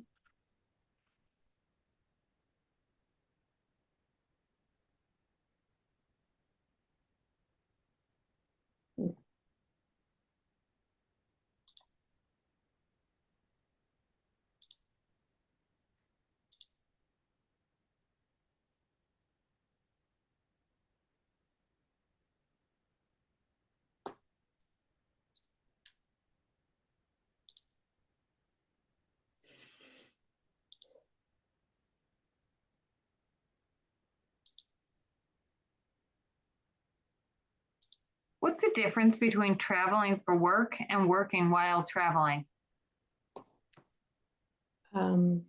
My guess would be that it would really kind of come down to, no, this makes sense. It would come down to like, which is most, you What know? I mean to say is, did I have to go there to work? Oh, that's, That's debatable. Was I working while I was there? Yes, definitely. yeah, yeah. Do you feel like your question is answered? I'm not sure. I don't know if there's like some kind of like technicality they want me to know the difference between. No, Or if it's just like, if you're working wherever you are, you get to Yep. deduct that day's worth Pretty of travel generous. because you were working. Yeah, it's honestly a pretty generous definition. So yeah, take the generous end of it without worrying that you're taking advantage or something. Okay. You're fine.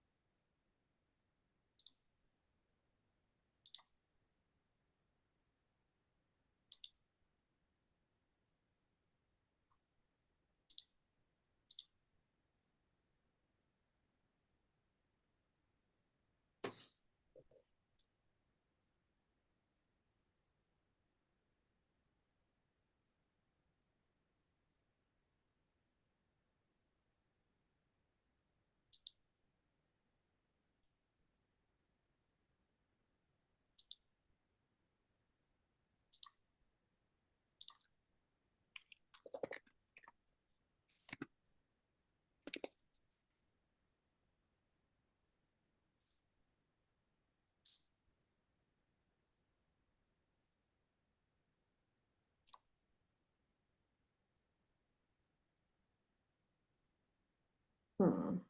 Hmm.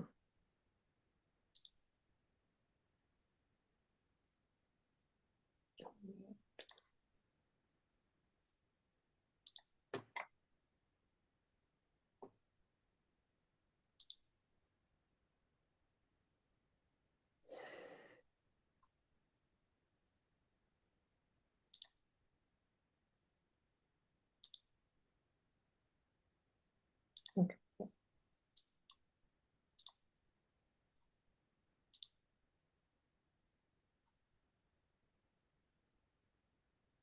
Oh, we didn't.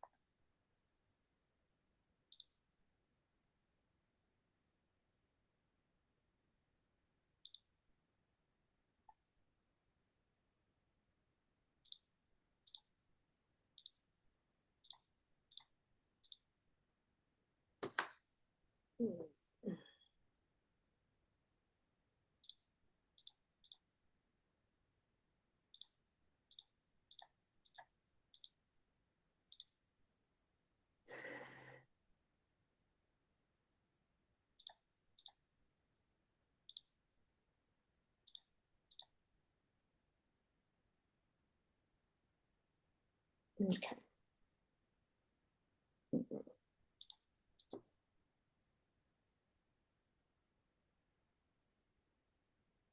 Okay.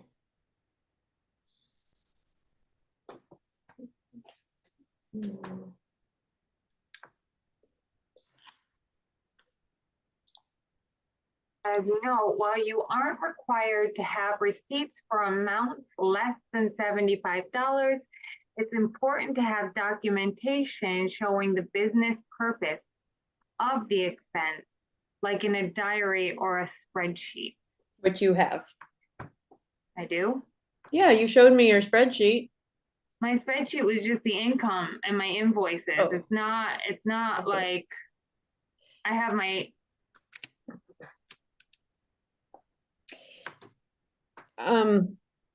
Yeah, this is another area where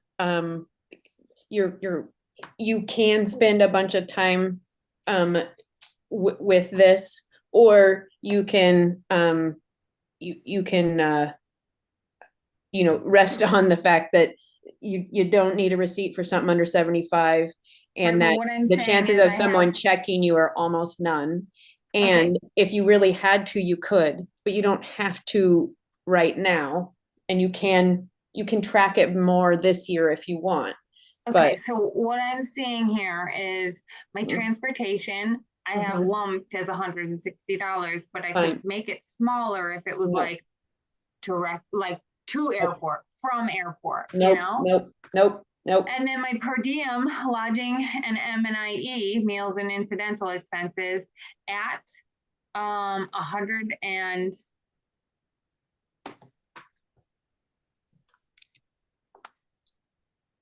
$82 per day, just on my Better Conversations calendar is 30 days. In from between January and July when I left, came to $5,460. I don't have individual receipts for that. That's but fine. Do I need? Okay. Nope. Don't need them. Nope. They're fine. Oh. Fine. Well, now I had owed $400 for the federal and $5, and had an Oregon refund of $40. But now with that new information, I have an Oregon refund of $5 for some reason, and only owe $58 for yeah. federal. And this is one of the places, like it'll change a little bit, as you're nowhere near done yet. And so once you've gone all the way through your taxes, and you've done all the things, answered all the questions, then you'll see what your refund or whatever is. And that's the point at which you go back and go, okay, those places that I estimated, do I need to adjust those numbers based on something, like, and that becomes a little bit of a game, because there have been times where I've gone in and I've taken out expenses and the numbers have gotten better for me, so like for now, kind of don't let that number get you, because you're not done. You've got a ways to go first before that number is in any way accurate. But it is interesting to see it change.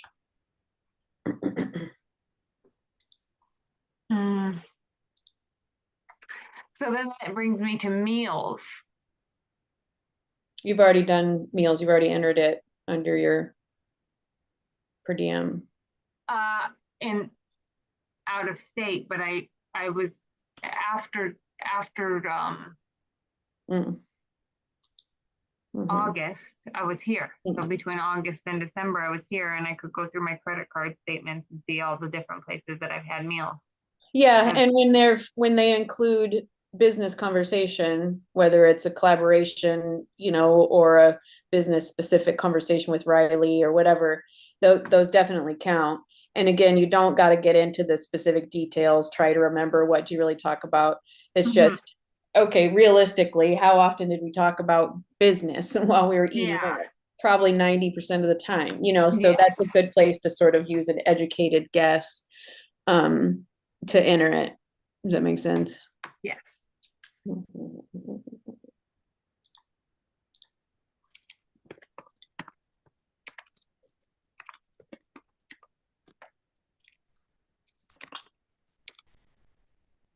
But for that, it wouldn't be individual meals, correct? I would lump them all together, or do I do different dates? Oh, no, yeah, you're definitely not worried about dates. Everything's a lump sum for the year. Okay. Yeah.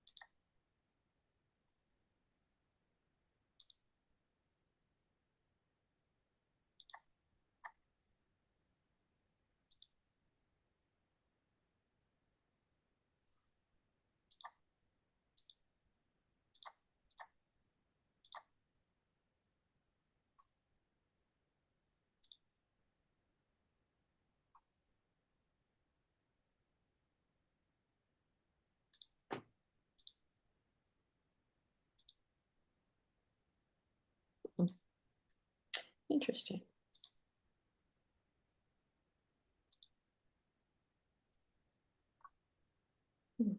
Oh, that's right. That was from. Okay.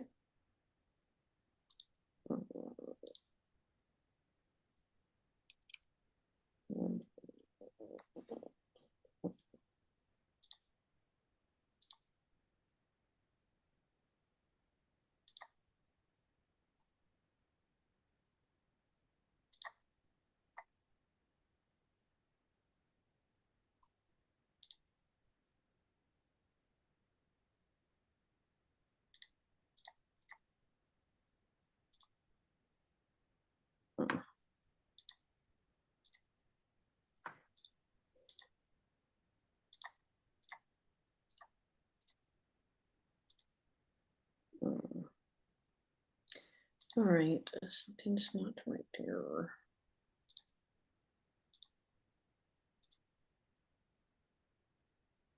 Oh yeah, I didn't. Okay.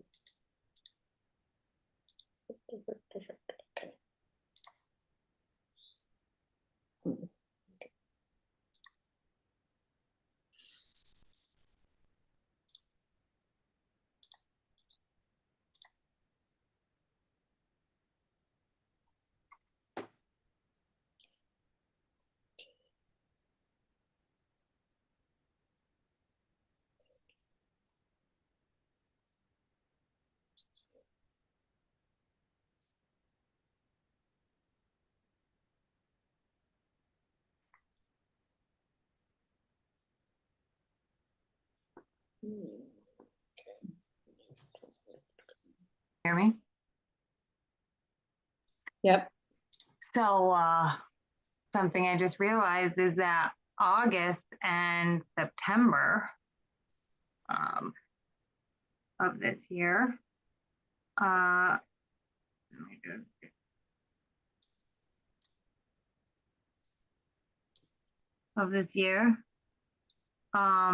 had not included a per diem rate for the days I was working there, but we were not yet in this apartment. So from all of August and September, I was traveling and and mostly staying in Washington and Tacoma. So I just looked up domestic per diem rates for September, and that's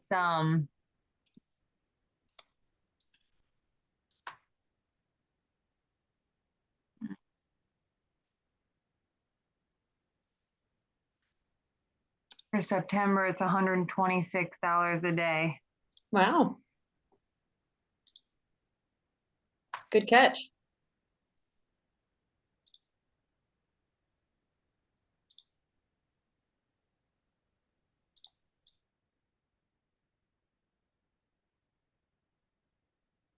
I have to make sure, I don't know, sometimes I was in Portland for a couple of the dates in August. But didn't you say you didn't have a place to live yet?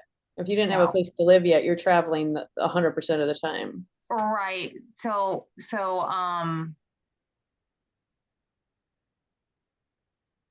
but I did have an Oregon address. That's fine. That doesn't matter. That's not necessarily means that you're sitting at that address all the time, you know. Yeah, no, that's unrelated.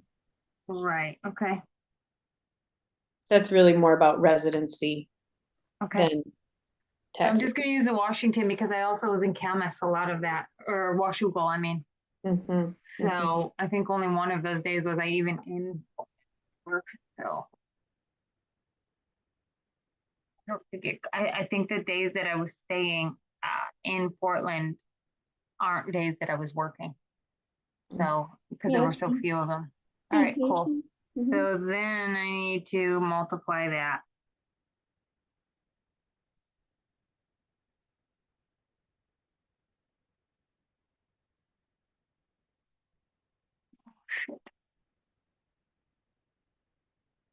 Primary Guatemala rate. And then a second, add another row, per diem domestic, or per diem foreign Guatemala, per diem domestic Washington as the description. That's smart. Yep. Mhm. Mhm. Not so smart, but you know, detailed. What was the first couple words you said? I said, I so smart, but I said, but not it's not just smart, it's like detailed. It's like, you know Yeah. what, actually, what like there's a detail here that's Mhm. significant. For sure. Mm,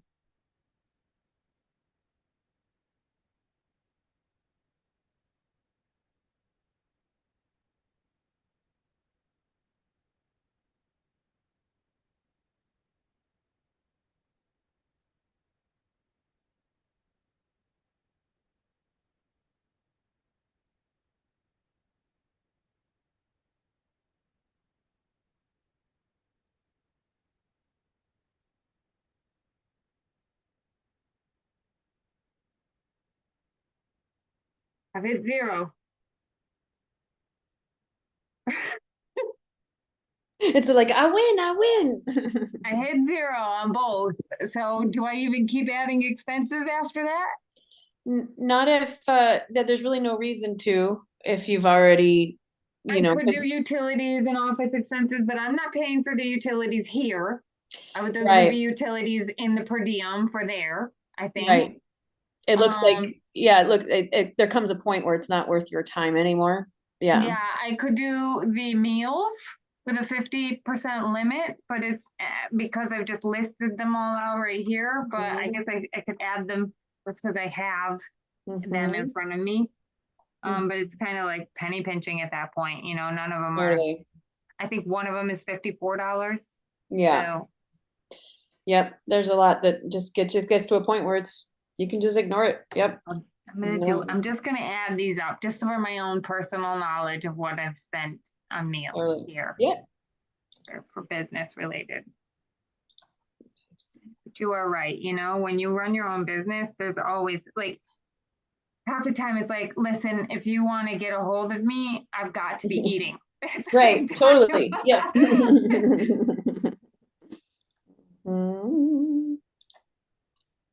Like you and me, we get on this call and I'm still eating cereal, like a meal. We're doing a business brunch.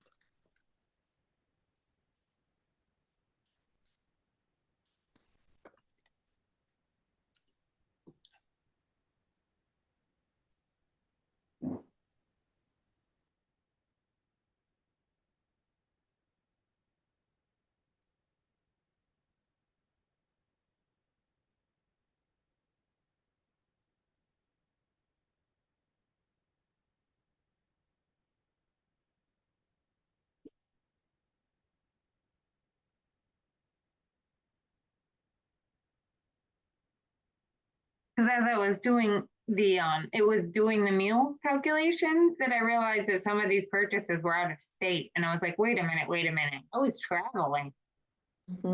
Exactly. And that's what tipped me off.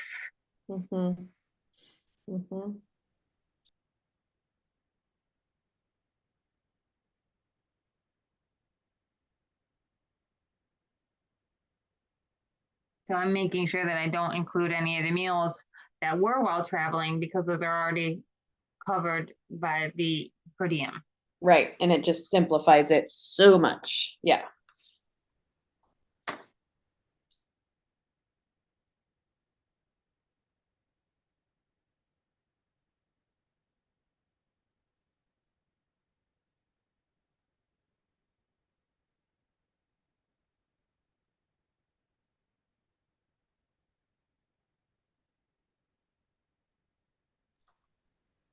I'm actually cruising quite a bit. I might actually be pretty much done today. We'll Would see. be. How about you? How you doing? No, I'm sorry. What did you say? Did you say I was saying I'll probably finish today. Oh, I thought you said, so you're pretty much done today. And I said, No. could be. No, I meant my taxes. Okay, how much of your education work took place within the United States is what they are asking me, because I did do foreign travel. I said all or most of this work took place within, none of this work, most of this work took place outside of the United States in my foreign office. Well, here's my question. Okay, so I mean, the only way it would count if it happened in your foreign office, I think, is if somebody's there. But so, I mean, for the most part, who were you talking to? Where were your clients? Where were the people you were actually on the like working with? Most of the time, the people who I was talking to were in the UK, and while I was in Guatemala. Mm-hmm. So, and so the context of the question is where's most of the business done outside of the country? I think we already talked about that one when it came to it being a business travel. I really think that's one of those things that like, if you read it one way, then you could be like, well, I did my business in Guatemala. But if you read it another way, I was traveling for my business. My travel destination was Guatemala, but my business lives in Oregon. Okay. That's the way I look at it. I just clicked on why are you asking me this? And it says, why are you asking me this? There's a tax deduction for qualified business income, and we're checking your income for eligibility. One of the requirements is that the income is based in the United States. Okay, the income is based in the United States. I have an American bank account. All the income was based into the United States. It's not that. Okay. Yep. Good.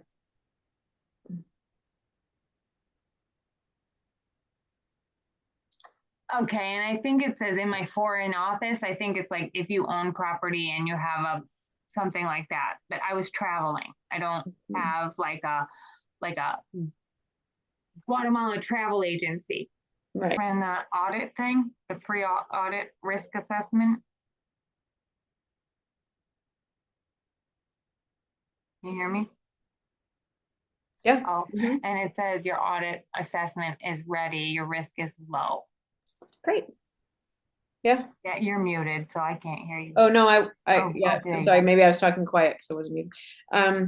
Yeah, I think they base that on all kinds of things, but probably one of the bigger ones is, you're not making a ton of money, and it makes perfect sense. Everything you've put in, it makes perfect sense. Where the one it asked me was, hey, it looks like you've had a business loss for several years in a row, and so really they're just kind of catching to make sure that I'm, whatever. So that's the only thing it caught me on and said that I was medium. And that was just because, oh, you've had a loss several years in a row. And I'm like, yeah,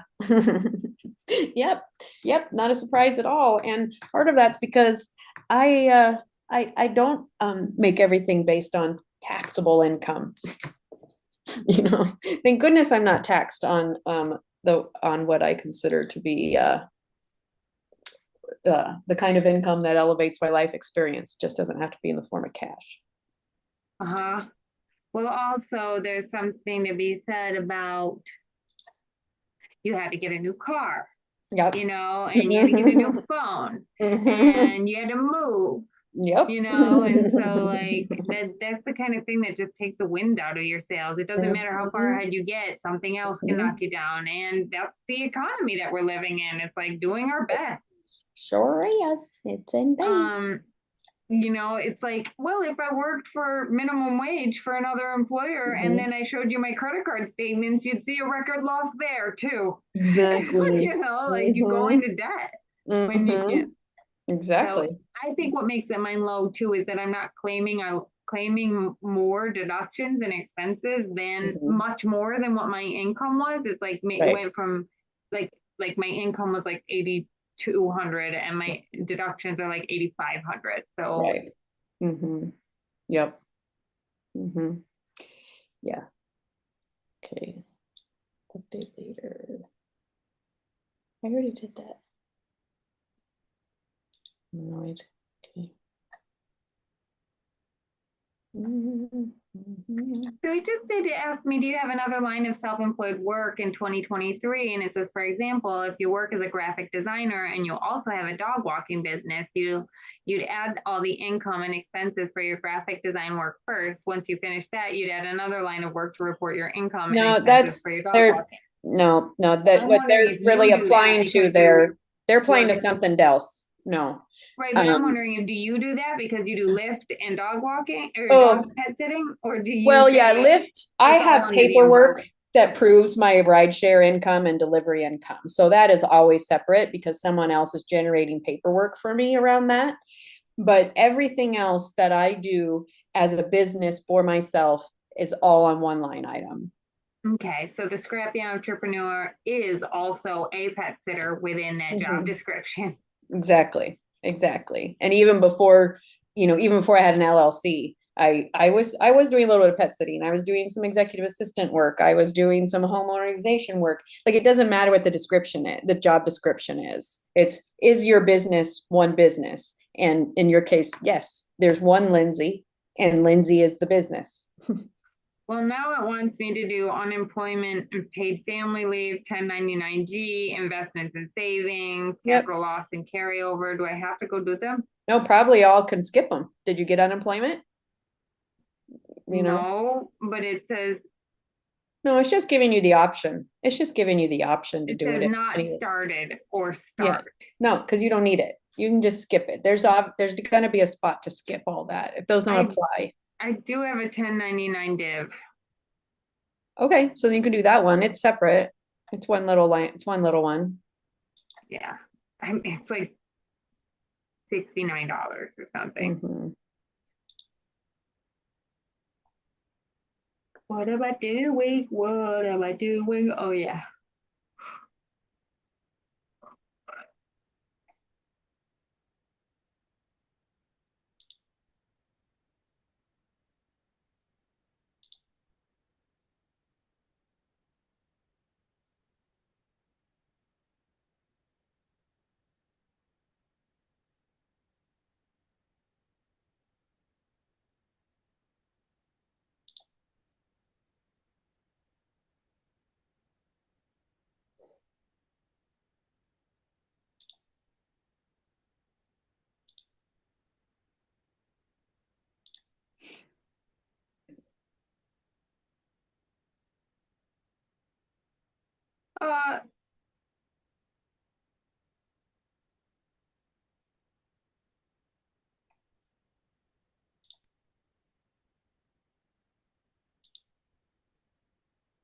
Just so you know, Reddit is about to go public tomorrow if you wanted to buy stock in Reddit.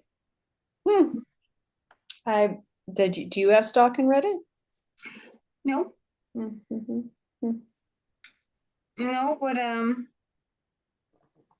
but it's because it's not public. It goes public tomorrow. But the thing about knowing that is that if you buy stock when it goes public, you usually get the lowest price. Right. That it will ever be before it goes down and then up. Right. Because once it goes down, you lose money. But if you wait a little longer, then it'll go up and then it'll go down lower than ever. Right. Or, you can't really make all that much money off of it if you wait too long. Yeah. I did that with Dutch Brothers. I bought it and then I made like $500 in the first month, and then it just has never gone, and then it went down and has never gone up to what it was when it first sold. Bummer. I lost like $100 out of 500.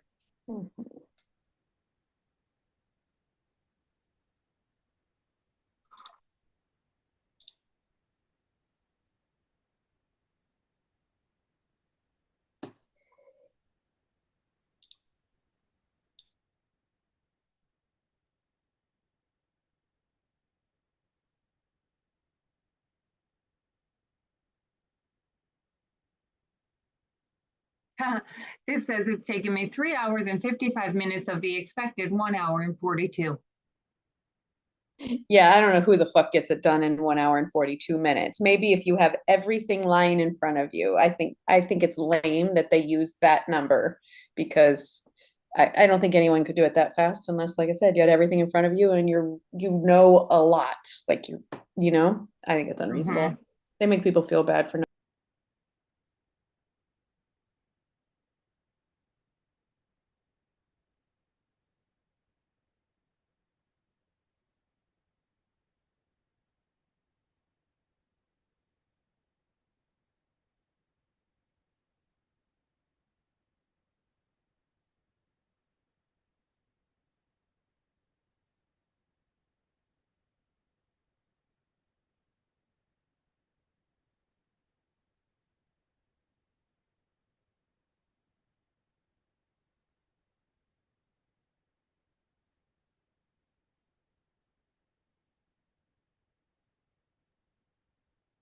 No.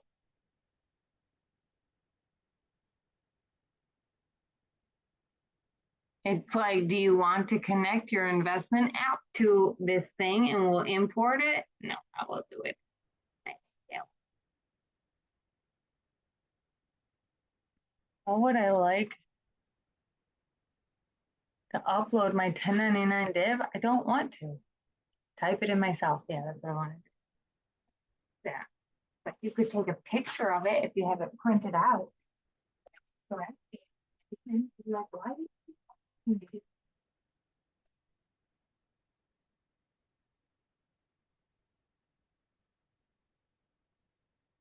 I'm all like, stop it. Oh.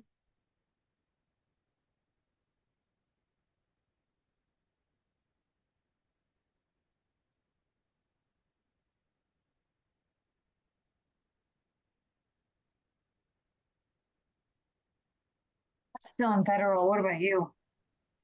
What you said you're doing what? I'm still in federal. What about you? If not into state? Actually, yes, and state's really fast because it just pulls everything from your federal. And I just remembered we had talked about taking a break, and I don't remember how long ago that was. That was 48 minutes ago. Okay. I think we definitely have been working longer than an hour straight. Let's see. Yeah, I said I wanted 4 o'clock to be quitting time, but I'm like, okay. You're almost there. I don't know if I am. Now it's like doing like this, trying to sell me something. Oh, yeah, you don't need to buy it. Yeah, you can skip that.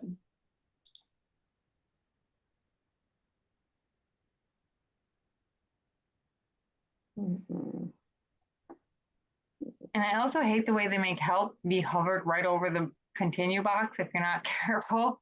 Yeah, there's so many like that, not just on this, but yeah, there's so many cases where the button is not a qualified disaster. I don't know what a digital asset is, so I'm assuming I have not had stake in one. Correct. And really, I think it only counts when you're actually you've actually sold some. Okay. It's been entered. All right. Okay.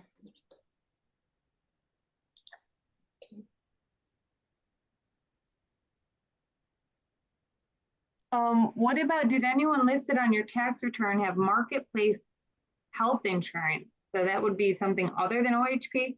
Correct. Yes, if you have OHP, then you are not on marketplace. It wants to know if I can put in my medical expenses and stuff. I'm just not gonna. Correct. Yeah. I think you have to have like a really insane amount of medical expenses before they start letting you write it off, and it's a big old hassle.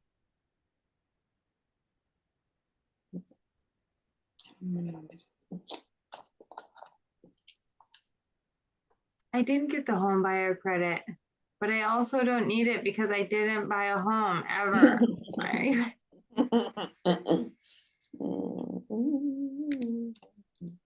The standard deduction is $13,850, which is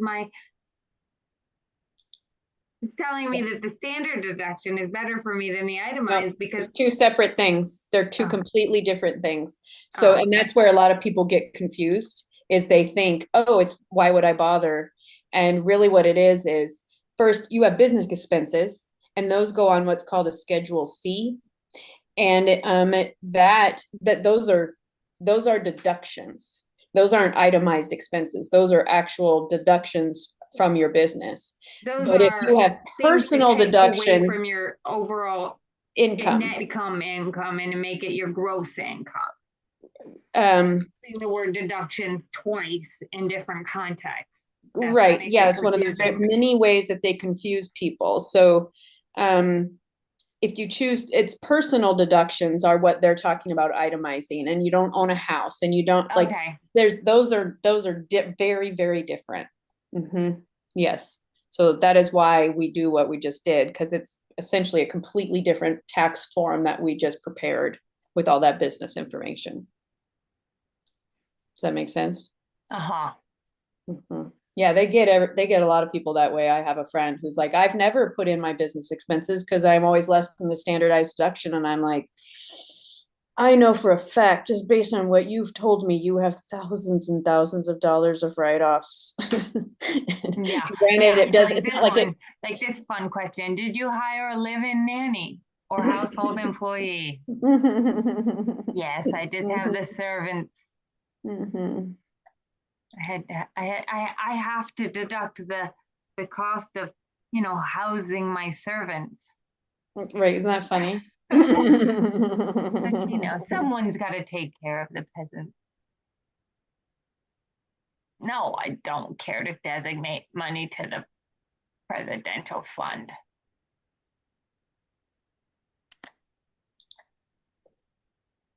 Oh, did you apply for and receive an identity protection pin? Is that something you've done? I didn't quite understand the words. What did you say? Did you apply for and receive an identity protection pin? I think that's probably if you've had an actual like offense against your identity, probably. Yeah, identity theft. No one wants to be me. It says I have to check one entry. And so, yeah, it'll go ahead and go check it. It's probably it's probably not even an issue. I mean, I haven't had to correct anything that it said it wanted me to check. It says Schedule C, I teach online via Zoom, investment at risk boxes must be entered. No entry, at risk box, not at risk box. And I don't know what that means.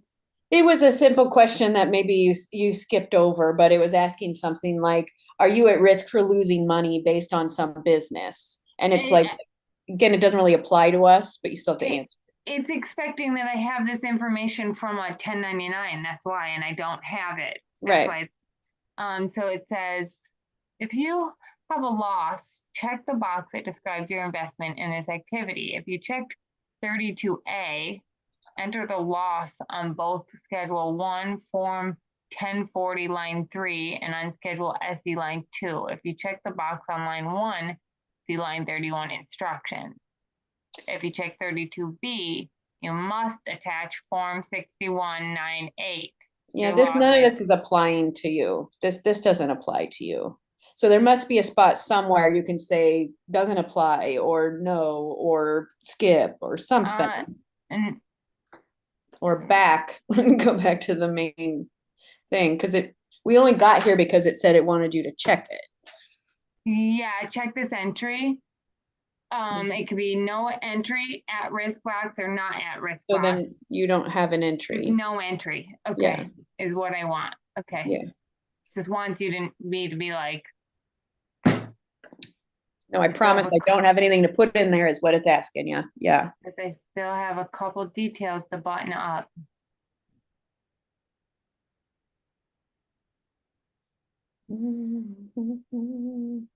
My gosh, I am not getting, I want to finish this so bad. So I just entered the state. Great. So you can save and finish state later, but it doesn't take long. So it could be something that we do in a few days, you know, because I do want to come over for an HBOT later this week. I just hadn't picked it. And we had talked about that HBOT video you wanted to make that I was excited to help you with.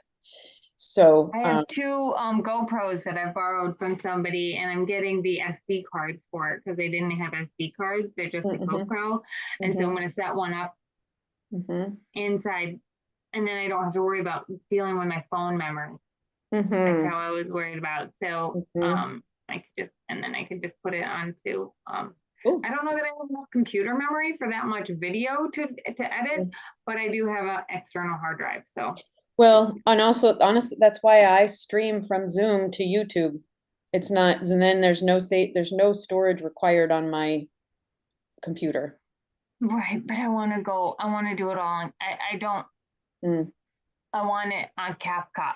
Oh, okay. So you do have to download it. Okay. Okay. So I unfortunately, oh, no, I do have my calendar. I could look up my calendar. So let's see. Yes, all I have left is I just have to pay for the software. So obviously I'm going to put that off, but I don't have to pay any taxes this year. I don't have to pay any taxes either. Yay. I'm almost through. Oh goodness. I don't have it in me. I can't. Yeah, it's It says here's the income that Oregon handles differently: investments, business, miscellaneous adjustments, and I'm sure it's straightforward. I just your brain's don't pretty fried. want to do it right now. Yeah, it's fine. That's So probably if I just let this time out, it'll save where I'm at anyway, right? Yeah. You There's also I don't see a save and return option. Well, it does, yeah, it automatically saves, but let's see, there is a spot over to the left. Let's see when I find it.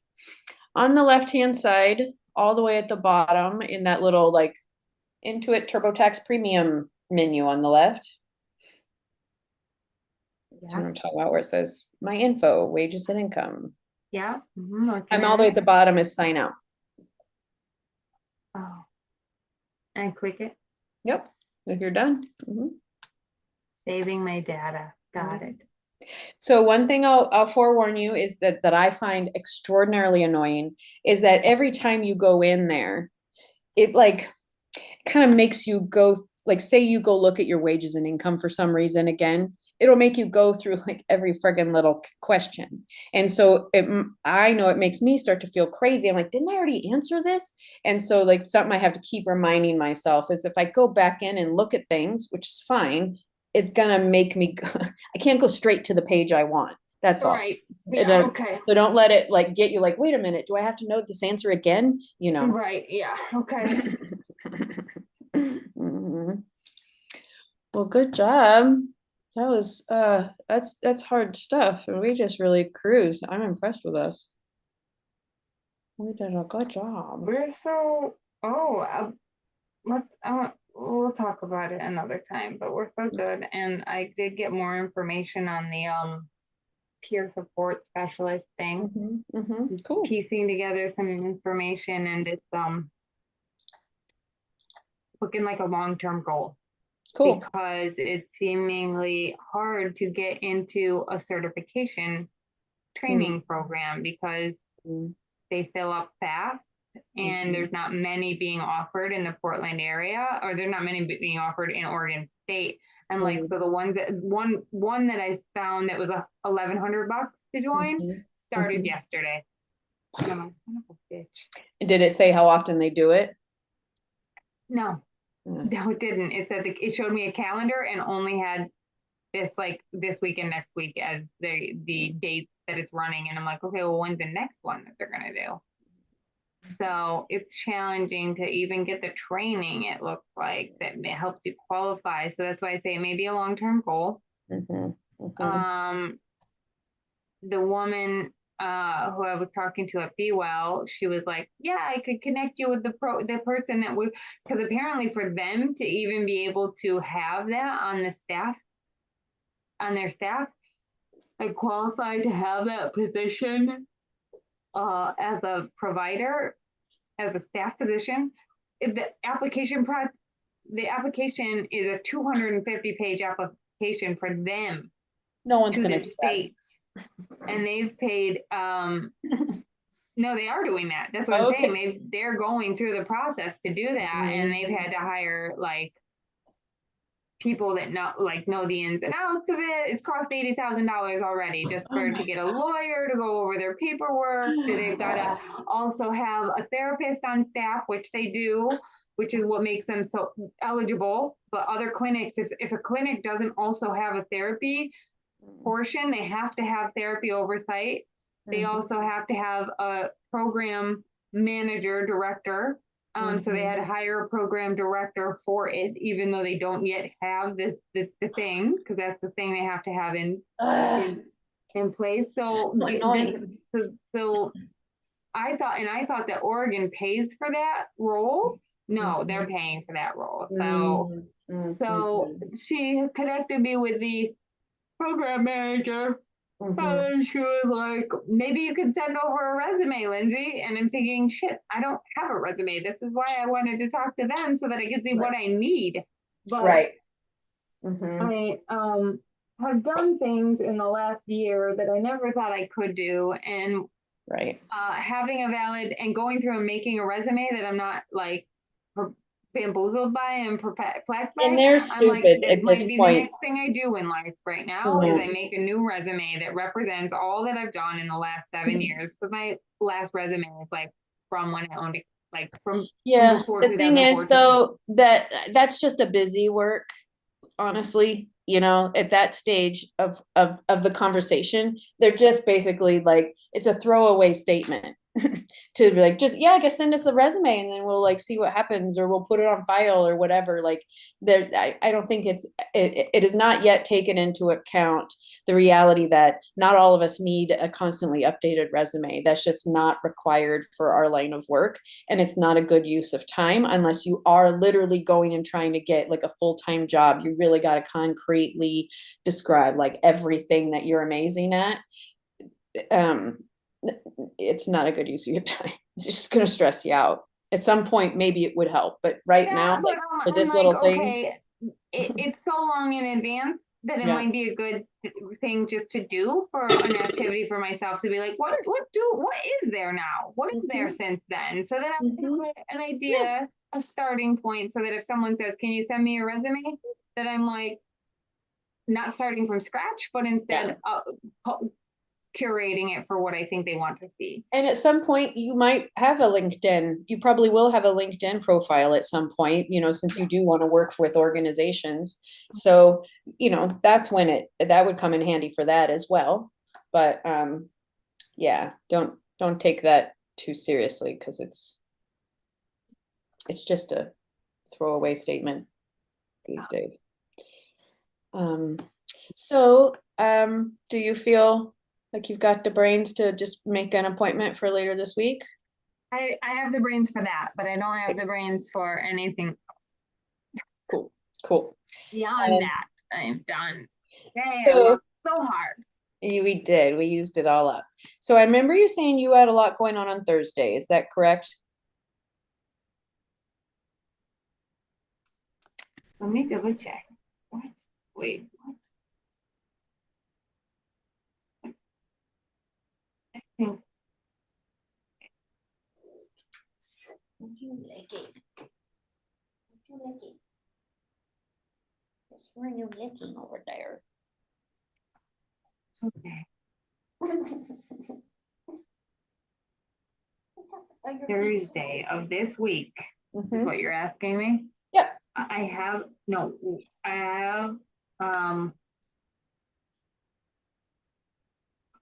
Thursday I have an appointment at 4 p.m. Okay. Other than that, open. Okay. So what time would be, because I can, okay, so what I'd like to do is come do an HBot and help you with your video, that video idea you had with the HBot. So with that in mind, what time frame would be best for you? Or are you not interested? What kind of help with the video did you want to do? Well, we hadn't talked it all through, actually. I thought at the time that, you know, part of it was just like, even if it's just me, like help, like, I don't know, whatever you want. I know you're running low on time to get the, you know, for the HBot video to even be made. Right. Good point. Or we could just say a co-work session. Don't have to decide right now what it is at all. I'm thinking I'm going to do the filming of that in two separate days. But you are right that it does need to get done soon. Maybe not even in 2 separate days, but in 2 separate times. So I was going to do 15 ins and outs in the morning and 15 ins and outs in the evening, so that it has different lighting. And that's 30 different outfits to cycle through, or variations of outfits, so that it looks like I'm changing my clothes between each of them. Yeah, or I mean, even if they just alternate, do you have like 3 onesies you wear a lot, you know? Like really, do we really change our clothes that often? Like, Right. Yeah. I don't know about you, but I exactly. wear So, the I same mean, it stuff might be till it's like one dirty. outfit and then also with a hat on. You know Sure. what I mean? Or something Yeah. like that. Yeah. So, but I'm just saying total, it's different, that many Yeah. different variations. So, Mhm. and you're right. I've got to take this back on the 25th, and it's the 19th today, which is also my best friend's birthday, the one who passed away. Oh, I'm sorry. Happy birthday, Brent. Jeepers creepers. Here's what I'm at. I don't think I need help. I don't really want help with it, because I think it's just one more, like, I'm figuring it out as I go.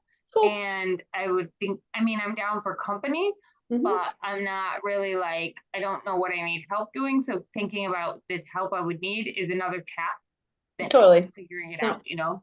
Just me getting in and out. Yeah, that's why I was saying, you know, we also could just say it's a co-working session if you want, you know. Yeah.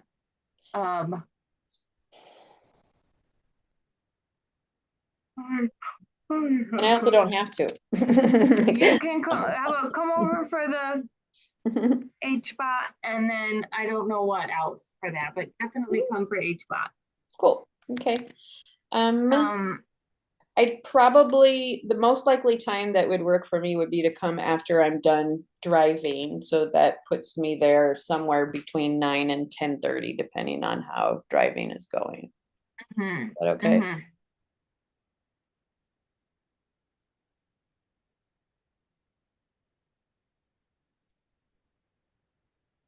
Yes. Okay. Okay. Cool.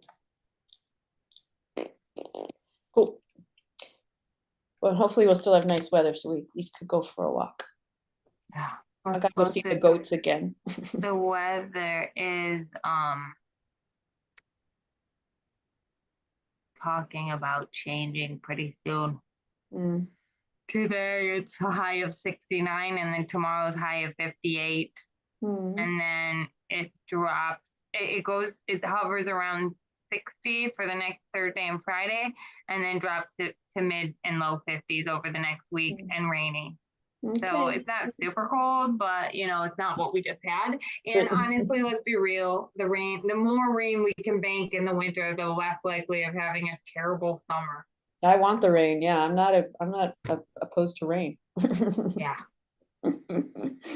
Cool. Okay. Well, gosh, I am so freaking happy because I would not have even started my taxes. So this has been a huge help. Yeah, a huge help for me, and hopefully it feels like a huge help for you. And I'm really pumped about the piece that finally finding the exploration, because I've had that question so many times, the standard deduction versus business expenses. And I'm like, somehow that's not right. You can have expenses. And I just didn't have that language, you know, even though it's pretty straightforward. So I'm glad I finally looked that up. Because that really helps. And that's definitely something to share in the leader group for sure. Which that's tomorrow night. Yeah. Yep.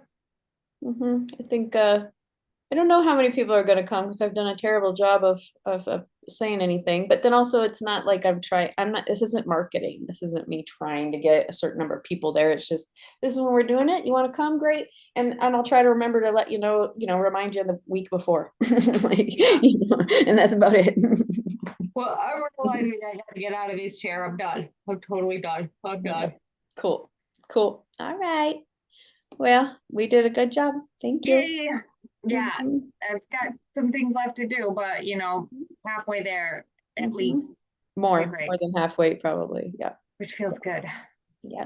Good job. Yay. Thank you. Okay. All right. Well, I talk to you soon, and I'll see you Thursday. Okay. See you. Bye-bye. Okay. Bye.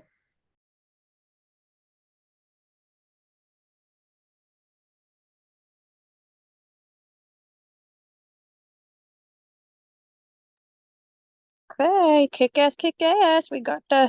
I got my taxes done, and Lindsay's almost done with hers. And yeah, that was good work. 2 work sessions. Got mine done.